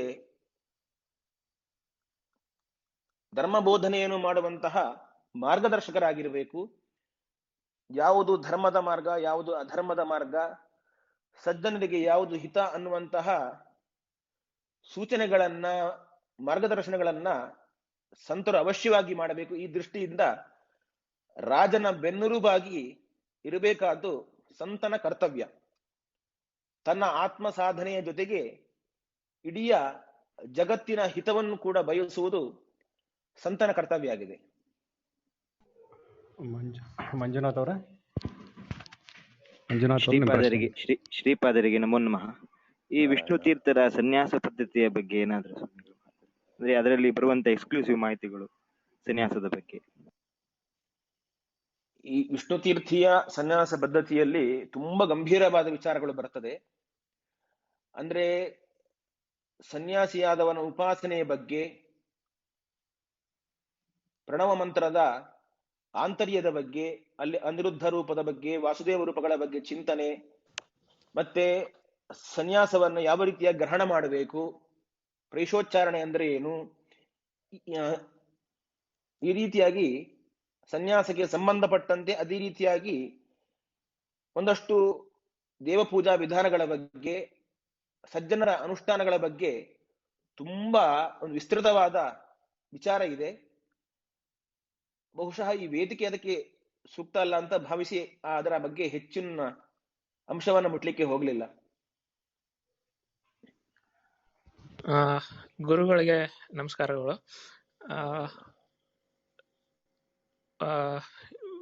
ಒಂದೇ ಪ್ರಶ್ನೆ ಏನಂದ್ರೆ, ಈಗ ಎಸ್ಪೆಷಲಿ ನಮ್ಮ ಡೇ ಟು ಡೇ ಲೈಫ್ ಇದರಲ್ಲಿ ಈಗ ನಾವು ಗುರುಗಳ ಏನಂತಾರೆ ಕಾಂಟ್ಯಾಕ್ಟ್ಸ್ ಅಥವಾ ಇದು ಕಡಿಮೆ ಆಗ್ತಾ ಬರ್ತಾ ಇದೆ. ಅಂದ್ರೆ ಈ ಗೃಹಸ್ಥರು ಅಥವಾ normal day to day life ಮಾಡೋರು ನಮ್ಮ ಮಟ್ಟದ ಗುರುಗಳಾಯ್ತು ಇದಾಯ್ತು ಕಡಿಮೆ ಆಗ್ತಾ ಇದೆ. ಅದನ್ನ ಯಾವ ರೀತಿಯಲ್ಲಿ ನಾವು ಒಂದು ನಡ್ಕೊಳ್ಳೋದು, ಒಂದು ಕ್ರಮ ಹೇಗಿರ್ಬೇಕು ಒಂದು. ಇನ್ನೊಂದು ಈ ನಮ್ಮ ಏನಂತಾರೆ ಇವತ್ತಿನ ಗುರುಗಳು ಅದನ್ನ ಯಾವ ರೀತಿಯಲ್ಲಿ ಜನರಿಗೆ ಜಾಸ್ತಿ ಇದ್ರ ಅವೇರ್ನೆಸ್ ತರ ಮಾಡೋದು ಹೇಗೆ ಮಾಡ್ಬೋದು ಅಂತ ಅಷ್ಟೇ. ಈ ಸನ್ಯಾಸಿ ಹಾಗೂ ಸಮಾಜ ಅಂದ್ರೆ ಭಕ್ತವರ್ಗ, ಶಿಷ್ಯವರ್ಗ ಅಥವಾ ಏನ್ ಬೇಕಾದ್ರೂ ಇಟ್ಕೊಳ್ಬಹುದು. ಇದು ಎರಡು ಪರಸ್ಪರ ಇದ್ದಾಗ ಮಾತ್ರ ಅದು ಇಬ್ಬರಿಗೂ ಶ್ರೇಯಸ್ಸಾಗ್ತದೆ ಅನ್ನೋದನ್ನ ಈ ಹಿಂದೆ ನಾವು ನೋಡಿದೆವು. ಅಂದ್ರೆ ಇಲ್ಲಿ ಶಿಷ್ಯವರ್ಗಕ್ಕೆ ಅಂದ್ರೆ ಭಕ್ತರಿಗೆ ಸಂಪರ್ಕ ಇಲ್ಲ, ಮಠದ್ದು ಗುರುಗಳದ್ದು ಅಂತ ಹೇಳಿದ್ರೆ ಅಲ್ಲೇನೋ ಸಂಘಟನೆಯ ಕೊರತೆ ಇದೆ ಅಂತ ಭಾವಿಸ್ತೇವೆ. ಸಂಘಟನೆಗಳು ಚೆನ್ನಾಗಿದ್ದಾಗ ನಮಗೆ ಈ ಎಲ್ಲ ಕೊರತೆಗಳು ನಮಗೆ ಕಾಣುವುದಿಲ್ಲ. ಅದು ಗುರುಗಳಿಂದಲೂ ಆಗಿರ್ಬೋದು, ಮಠದ ವತಿಯಿಂದಲೂ ಆಗಿರ್ಬೋದು, ಅಥವಾ ಶಿಷ್ಯವರ್ಗದ ವತಿಯಿಂದಲೂ ಆಗಿರ್ಬೋದು. ಈ ಈ ಉಭಯ ಕಡೆಯಿಂದಲೂ ಕೂಡ ಈ ಸಂಘಟನಾತ್ಮಕ ಕೊರತೆ ಇದ್ದಾಗ ಈ ತರದ ಒಂದು ಕಮ್ಯುನಿಕೇಶನ್ ಗ್ಯಾಪ್ ಅಥವಾ ಒಂದು ಸಂವಹನ ಕೊರತೆ ಅಂತ ಏನು ಹೇಳ್ತಾರೆ, ಈ ರೀತಿ ಆಗಿರ್ಬೋದು. ಅದಕ್ಕೆ ಇಬ್ಬರೂ ಪ್ರಯತ್ನ ಪಡಬೇಕು. ಇವತ್ತಿನ ಕಾಲಘಟ್ಟದಲ್ಲಿ ನಮ್ಮ ಈ ಒಂದು ಬ್ಯುಸಿ ಶೆಡ್ಯೂಲ್ ನಲ್ಲಿ ಬಹುಶಃ ನಮ್ಮ ಎಲ್ಲ ಪರಂಪರೆಗಳನ್ನ ನಾವು ಮರಿತಾ ಇದ್ದೇವೆ. ಇದು ನಾವು ಮಾಡುವಂತಹ ತಪ್ಪು. ಇದನ್ನು ಸನ್ಯಾಸಿಗಳು ಮನೆ ಮನೆಗೆ ಬಂದು ಎಚ್ಚರಿಸಬೇಕು, ಪ್ರತಿಯೊಬ್ಬರನ್ನು ಎಚ್ಚರಿಸಬೇಕು. ಆದ್ರೆ ಏನಾಗಿದೆ ಹೇಳಿದ್ರೆ, ಈ ಎಚ್ಚರಿಸಬೇಕು ಅಂತ ಹೇಳಿದರೆ ನಿದ್ದೆ ಮಾಡಿದವರನ್ನ ಎಬ್ಬಿಸಬಹುದು. ಈಗ ಅಂದ್ರೆ ನಿದ್ರೆ ಮಾಡ್ತಾ ಇರುವ ಹಾಗೆ ನಟಿಸುವವರನ್ನ ಎಬ್ಬಿಸುವುದು ಬಹಳ ಕಷ್ಟ. ಈ ಮಾತನ್ನು ಯಾಕೆ ಹೇಳ್ತಾ ಇದ್ದೇನೆ ಹೇಳಿದ್ರೆ, ಈ ಎಷ್ಟೋ ಜನರು ತಮ್ಮ ಈ ಜೀವನದ ಜಂಜಾಟದಲ್ಲಿ ಧನ ಸಂಪಾದನೆ ಮುಖ್ಯ ಗುರಿ ಅಂತ ಹೋಗ್ತಾರೆ. ಅವಾಗ ಎಲ್ಲ ಸಂಸ್ಕೃತಿ ಸಂಸ್ಕಾರಗಳನ್ನ ಬಿಡ್ತಾ ಬರ್ತಾ ಇದ್ದಾರೆ. ಅದರ ಈ ಮುಂದಿನ ಭಾಗವೇ ಸಂಸ್ಕೃತಿಯ ಅವನತಿ. ಆದ್ರಿಂದ ಶಿಷ್ಯರಲ್ಲಿ ಪರಸ್ಪರ ಸಂಘಟನೆ ಇರಬೇಕು.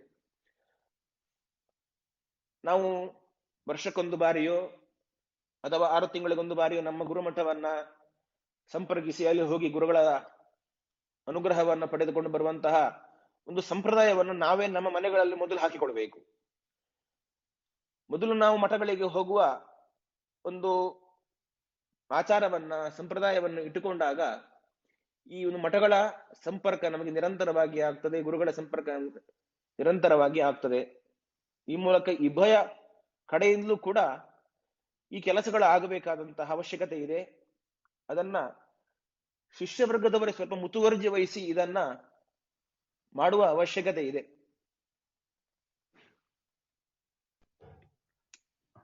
ಧನ್ಯವಾದಗಳು ಗುರುಗಳೇ. ನಮ್ಮ ಮುಂದಿನ ಪ್ರಶ್ನೆ ರೋಹಿತ್ ಚಕ್ರತೀರ್ಥ ಅವರಿಂದ. ನಮಸ್ತೆ ಸ್ವಾಮೀಜಿ. ಇಬ್ಬರು ಸ್ವಾಮೀಜಿಗಳಿಗೂ ಕೂಡ ನನ್ನ ನಮಸ್ಕಾರಗಳು. ನನ್ನದೊಂದು ಪ್ರಶ್ನೆ ಇದೆ. ಬಹುಶಃ ಇಬ್ರು ಅದಕ್ಕೆ ಉತ್ತರ ಕೊಡ್ಬೋದು ಅಂತ ಅಂದ್ಕೊಳ್ತೇನೆ, ಯಾಕೆಂದ್ರೆ ಅದು ವೈಯಕ್ತಿಕ ಪ್ರಶ್ನೆ ಆಗಿರೋದ್ರಿಂದ. ನನ್ನ ಪ್ರಶ್ನೆ ಏನು ಅಂತ ಹೇಳಿದ್ರೆ, ಈಗ ಒಬ್ಬ ಸನ್ಯಾಸಿ ಆಗಬೇಕಾದ್ರೆ ಎಲ್ಲ ಅರಿಷಡ್ವರ್ಗಗಳನ್ನು ಬಿಟ್ಟು, ಎಲ್ಲ ಮೋಹ ಮಾಯೆಗಳನ್ನು ಬಿಟ್ಟು ಅಲ್ಲಿಗೆ ಬರಬೇಕು ಅನ್ನೋದು ಒಂದು ಇರುವಂತದ್ದು. ಆದ್ರೆ ಸನ್ಯಾಸವನ್ನು ಸ್ವೀಕರಿಸಿದ ಮೇಲೆ ಅವರಿಗೆ ಅವರು ಕೂಡ ಒಂದು ಸಮಾಜದ ಭಾಗವೇ ಆಗಿರುವುದರಿಂದ ಸಮಾಜದಲ್ಲಿರುವ ಎಲ್ಲ ಕೆಟ್ಟ ಎಲಿಮೆಂಟ್ಗಳು ಕೂಡ ಅವರ ಮೇಲೆ ದಾಳಿ ಮಾಡುವುದು ಅದು ನಡೀತದೆ. ಅಂದ್ರೆ ಒಬ್ಬ ನಾಯಕನ ಮೇಲೆ ಹೇಗೆ ವಿರೋಧಿಗಳು ಮುಗಿಬೀಳ್ತಾರೋ ಅದೇ ರೀತಿಯಲ್ಲಿ ಒಬ್ಬ ಸನ್ಯಾಸಿಯ ಮೇಲೆ ಕೂಡ ಇವತ್ತಿನ ಸಮಾಜದಲ್ಲಿ ಮುಗಿಬೀಳುವಂಥದ್ದನ್ನು ನಾವು ದಿನನಿತ್ಯ ನೋಡ್ತೇವೆ. ಹೀಗೆ ಒಂದಷ್ಟು ವೈರಿಗಳು, ವಿರೋಧಿಗಳು, ಟೀಕೆಗಳು, ಒಂದು ಕಟು ಟೀಕೆಗಳು, ಗೇಲಿಗಳು, ವ್ಯಂಗ್ಯಗಳು, ಈ ತರದೆಲ್ಲವೂ ಕೂಡ ಒಬ್ಬ ಸನ್ಯಾಸಿಯ ಮೇಲೆ ನಿರಂತರವಾಗಿ ಬಂದಾಗ ಆ ಸನ್ಯಾಸಿಗೆ ಅದರಿಂದ ಹೊರಗೆ ಬರಬೇಕು ಅಂತ ಅನ್ಸುತ್ತಾ? ಅಂದ್ರೆ ಇದೆಲ್ಲ ನನಗೆ ಬೇಕಾಗಿಲ್ಲ, ಈ ಸನ್ಯಾಸವೇ ಬೇಡ ಅಂತ ಯಾವತ್ತಾದ್ರೂ ಅನ್ಸುತ್ತಾ? ಈ ರೀತಿಯ ಟೀಕೆ, ಗೇಲಿ, ವ್ಯಂಗ್ಯ, ವಿರೋಧಗಳನ್ನ ಹೇಗೆ ಎದುರಿಸಬೇಕು? ಅವನು ಆದವನು ಯಾವ ಒಂದು ದಾರಿಯನ್ನ ಕಂಡುಕೊಳ್ಬೇಕು?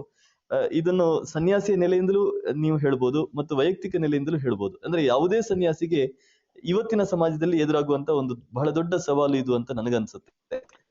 ನಿಮ್ಮ ಅಭಿಪ್ರಾಯ ಏನು ಸ್ವಾಮೀಜಿ? ಒಬ್ಬ ಸಾಮಾನ್ಯ ಮನುಷ್ಯನಿಗೆ ಅಂದರೆ ಉಪ್ಪು ಹುಳಿ ಖಾರ ತಿನ್ನುವಂತ ಸಾಮಾನ್ಯ ಮನುಷ್ಯ ಅಂತ ನಮ್ಮ ಆಡು ಭಾಷೆಯಲ್ಲಿ ಹೇಳುವುದಾದರೆ, ಈ ಪ್ರತಿರೋಧಗಳು ಬಂದಾಗ ನಮ್ಮ ಮನೆಗಳಲ್ಲಿ ನಮ್ಮ ಮಕ್ಕಳೇ ನಮಗೆ ಪ್ರತಿರೋಧವನ್ನು ಮಾಡುವಾಗ ಬಹಳ ಬಹಳ ಮಾನಸಿಕ ವೇದನೆಯನ್ನು ನಾವೆಲ್ಲ ಅನುಭವಿಸ್ತೇವೆ. ಇನ್ನು ಪಕ್ಕದ ಮನೆಯವನು ಮಾತನಾಡಿದರೆ ಮಾತ್ರ ಕೇಳುವುದೇ ಬೇಡ. ಅಂಥದ್ರಲ್ಲಿ ಒಬ್ಬ ಸನ್ಯಾಸಿಯಾದವನು ತನಗಾಗಿ ಯಾವುದನ್ನು ಮಾಡಿಕೊಳ್ಳುವುದಿಲ್ಲ, ತನ್ನ ಸ್ವಾರ್ಥದ ಚಿಂತನೆ ಯಾವುದೂ ಇಲ್ಲ. ಅಂತಹ ಸಂದರ್ಭದಲ್ಲಿ ಲೋಕದ ಜನಗಳು ಮಿಥ್ಯಾಪವಾದವನ್ನ ಹಾಕಿದರೆ ಅಥವಾ ದ್ವೇಷದ ಮಾತುಗಳನ್ನು ಆಡಿದರೆ, ಅಸೂಯೆಯ ಮಾತುಗಳನ್ನ ಆಡಿದರೆ ಇದನ್ನು ಸಹಿಸಿಕೊಳ್ಳುವುದು ಹೇಗೆ ಅಂತ ಒಬ್ಬ ಸಾಮಾನ್ಯ ಮನುಷ್ಯನ ನೆಲೆಯಲ್ಲಿ ನಾನು ಈ ಮಾತನ್ನು ಹೇಳುವುದಾದ್ರೆ, ಇದು ಬಹಳ ಬಹಳ ಹಿಂಸೆಯ ಪರಿಸ್ಥಿತಿ, ಬಹಳ ಬಹಳ ಹಿಂಸೆಯ ಪರಿಸ್ಥಿತಿ.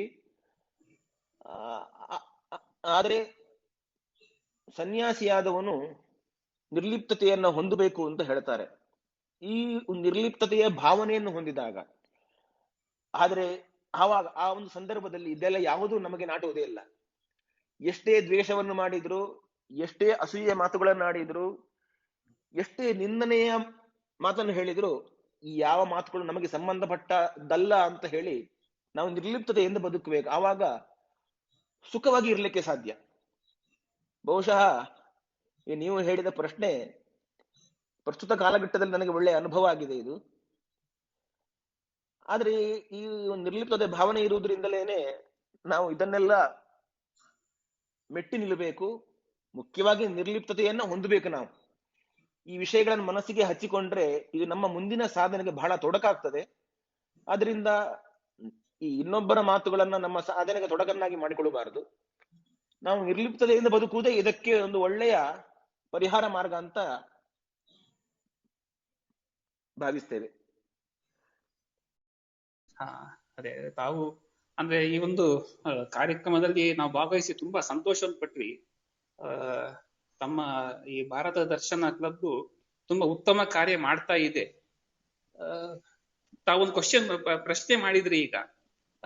ಏನಂದ್ರೆ ಈ ಸಮಾಜದಲ್ಲಿ ನಮಗೆ ಎದುರಿಸುವಂತಹ ಸಮಸ್ಯೆಗಳು ಸಹಜವಾಗಿ ಒಳ್ಳೆ ಕಾರ್ಯದಲ್ಲಿ ನಾವು ಹೋಗ್ತೇವೆ ಅಂತಾದಾಗ ಅಲ್ಲಿ ವಿಘ್ನಗಳು ಇದ್ದೇ ಇರ್ತದೆ.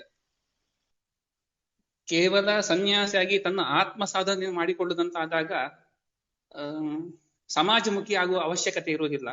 ಎಲ್ಲೋ ಏಕಾಂಗಿಯಾಗಿ ಇದ್ದು ಸಾಧನೆ ಮಾಡಿಕೊಳ್ಳುವಂತಹ ಅವಕಾಶ ಒದಗಿ ಬರ್ತದೆ. ಆದರೆ ಒಂದು ಮಠ, ಈ ಒಂದು ಸಂಸ್ಥಾನಗಳ ಅಧಿಪತಿಯಾದಾಗ ತಾವು ಪ್ರಶ್ನೆ ಮಾಡಿದಂತೆ ಟೀಕಾ ಟಿಪ್ಪಣಿಗಳು ಎದುರಿಸಲೇಬೇಕಾಗ್ತದೆ. ಇದು ವೈಯಕ್ತಿಕವಾಗಿಯೂ ನಾವು ಅನುಭವಿಸಿರುವಂತಹ ಮಾತೆ. ತಾವು ಕೇಳಿರುವಂತದ್ದು ಆಗ ಏನ್ ಅನಿಸ್ತದೆ ಅಂದ್ರೆ ಬಿಟ್ಟು ಹೋಗುವ ಮನಸ್ಸು ಬರುವುದಿಲ್ಲ. ನಾವು ಆಶ್ರಮ ಸ್ವೀಕಾರ ಮಾಡುವಾಗಲೇ ಆ ದೇವರಲ್ಲಿ ಶರಣಾಗಿ ಬಂದಿರುವರು. ಹಾಗಾಗಿ ಕಷ್ಟ ಬಂದಾಗಲೂ ಕೂಡ ರಕ್ಷಕ ಅವನಿದ್ದಾನೆ. ಈ ನಂಬಿಕೆಯನ್ನ ಮತ್ತೆ ಮತ್ತೆ ಮತ್ತೆ ನಮಗೆ ದೃಢವಾಗ್ತಾ ಹೋಗ್ತದೆ. ಆ ನಿಟ್ಟಿನಲ್ಲಿ ಸದಾ ಪ್ರಯತ್ನ ಇದೇ ನಮಗೆ ಹಿಂದಿನ ಪರಂಪರೆ. ಪ್ರತಿಯೊಂದು ಕಾಲದಲ್ಲೂ ಕೂಡ ಸಜ್ಜನರಿಗೆ ಉಪಟಳ ಇತ್ತು. ನಮ್ಮ ಹಿಂದಿನ ಸಂತರು ಆಯಾ ಸಂದರ್ಭದಲ್ಲಿ ಬಂದಂತಹ ಕಷ್ಟಗಳನ್ನ ಹೇಗೆ ದಾಟಿದ್ದಾರೆ, ಇದೆಲ್ಲವನ್ನು ಕೂಡ ಅರಿತಾಗ ನಾವು ಎದುರಿಸುತ್ತಿರುವಂಥದ್ದು ಅತ್ಯಲ್ಪ ಎಂಬುದಾಗಿ ಭಾವಿಸಿ ಅದನ್ನ ಧೈರ್ಯವಾಗಿ ಎದುರಿಸಿಕೊಂಡು ಹೋಗುವಂಥದ್ದೇ ನಮ್ಮ ಮನೋಭಾವ. ನಾವು ಏನೀಗ ಸೋದೆ ಶ್ರೀಗಳಲ್ಲೇ ಚಾತುರ್ಮಾಸ ಒಟ್ಟಿಗೆ ಇದ್ದೇವೆ. ನಾವು ಈ ಒಂದು ವಿಶೇಷವಾದ ಕಾರ್ಯಕ್ರಮದಲ್ಲಿ ಭಾಗವಹಿಸಲಿಕ್ಕೆ ತುಂಬಾ ಸಂತೋಷವಾಗ್ತಾ ಇದೆ. ಇನ್ನೂ ಹೆಚ್ಚಿನ ಈ ಒಂದು ಕಾರ್ಯಕ್ರಮ ಮೂಡಿ ಬರಲಿ. ಸಮಾಜದಲ್ಲಿ ಈಗ ಎಲ್ಲರನ್ನೂ ಗುರೂಜಿ ಅನ್ನುವಂಥದ್ದು, ವಿಶೇಷ ಸ್ವಾಮಿಗಳು ಯಾರು ಎಂತೆಂತಹ ಅಯೋಗ್ಯ ಕಾರ್ಯಕ್ರಮದಲ್ಲಿ ಭಾಗವಹಿಸುವಂಥದ್ದು, ಅವರನ್ನೆಲ್ಲರನ್ನು ಕೂಡ ಅದು ವಿಶೇಷ ನೋಡುವಂತಹ ಭಾವನೆ ಜನಸಾಮಾನ್ಯರಲ್ಲಿ ಮೂಡ್ತಾ ಇದೆ. ಅದಾಗಬಾರದು, ಎಚ್ಚರ ಮೂಡಬೇಕು ಎಂಬ ದೃಷ್ಟಿಯಲ್ಲಿ ನೀವು ಮಾಡಿರುವ ಕಾರ್ಯಕ್ರಮ ತುಂಬಾ ಚೆನ್ನಾಗಿ ಮೂಡಿ ಬಂದಿದೆ ಎಂಬುದಾಗಿ ನಾವು ಭಾವಿಸ್ತೇವೆ. ಎಲ್ಲರಿಗೂ ಶುಭ ಹಾರೈಸ್ತೇವೆ. ಶ್ರೀಹರಿಯವರೇ, ನಿಮ್ಮ ಪ್ರಶ್ನೆಯನ್ನು ಕೇಳಿ. ಪೂಜ್ಯ ಶ್ರೀಪಾದಂಗಳವರಿಗೆ ಭಕ್ತಿಪೂರ್ವಕ ಪ್ರಣಾಮಗಳು.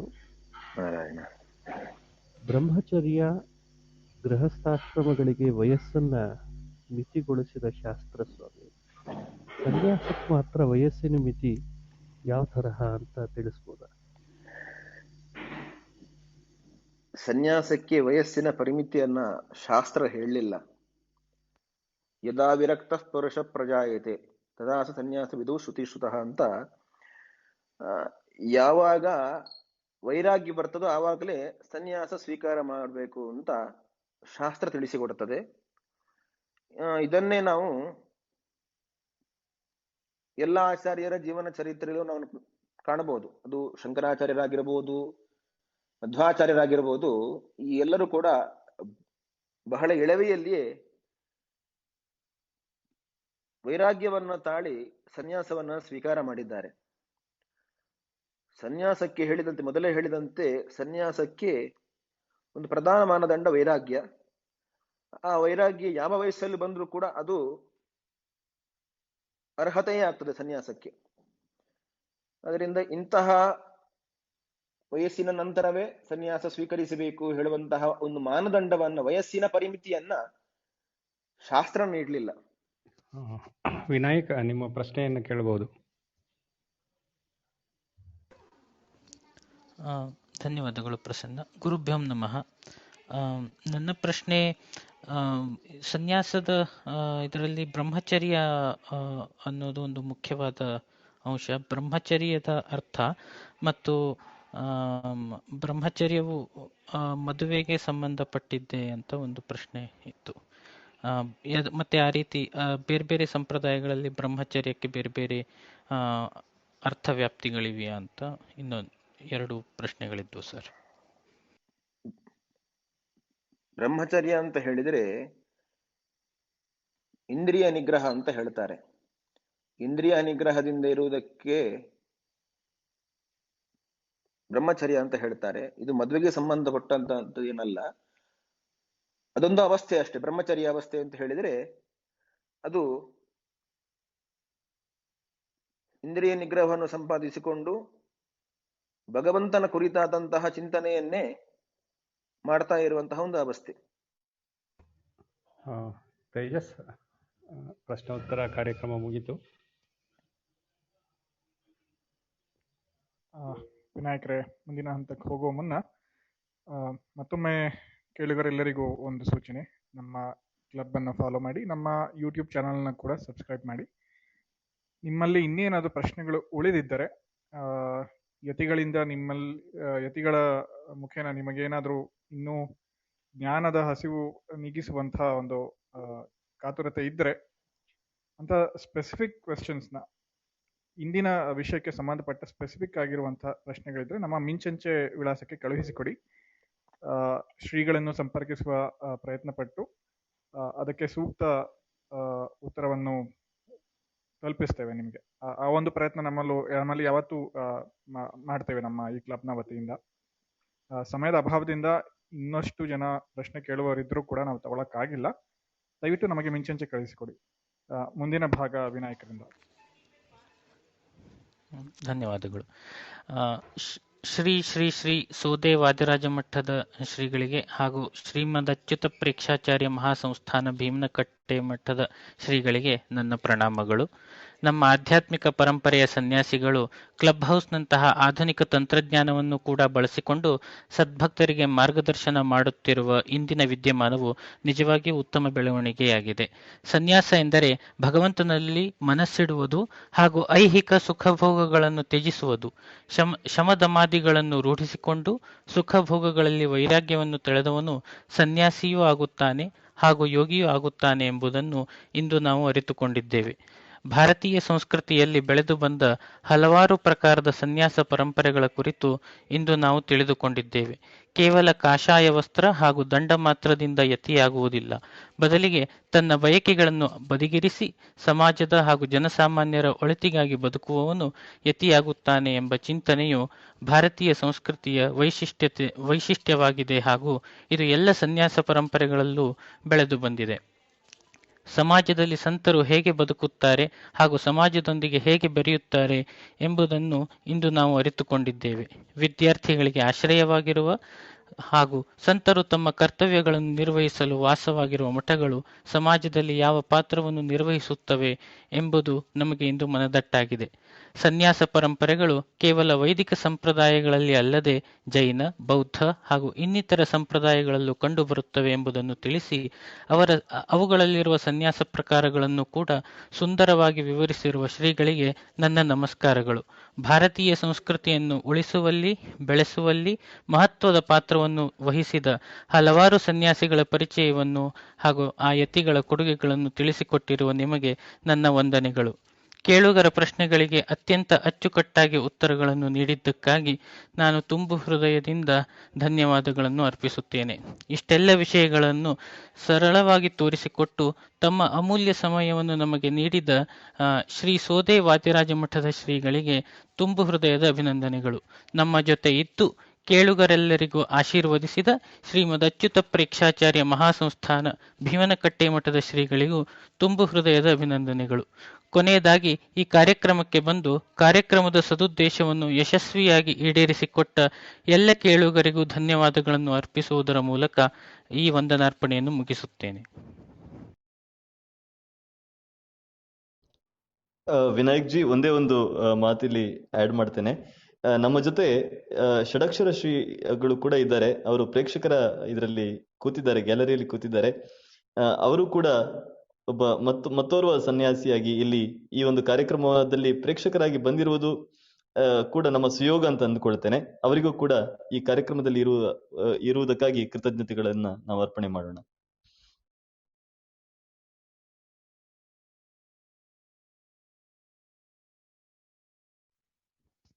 ಇಂದಿನ ಕಾರ್ಯಕ್ರಮ ಇಲ್ಲಿಗೆ ಮುಕ್ತಾಯವಾಗ್ತಾ ಇದೆ. ಎಲ್ಲರಿಗೂ ಶುಭವಾಗಲಿ. ಶುಭರಾತ್ರಿ. ಹರಿ ಓಂ.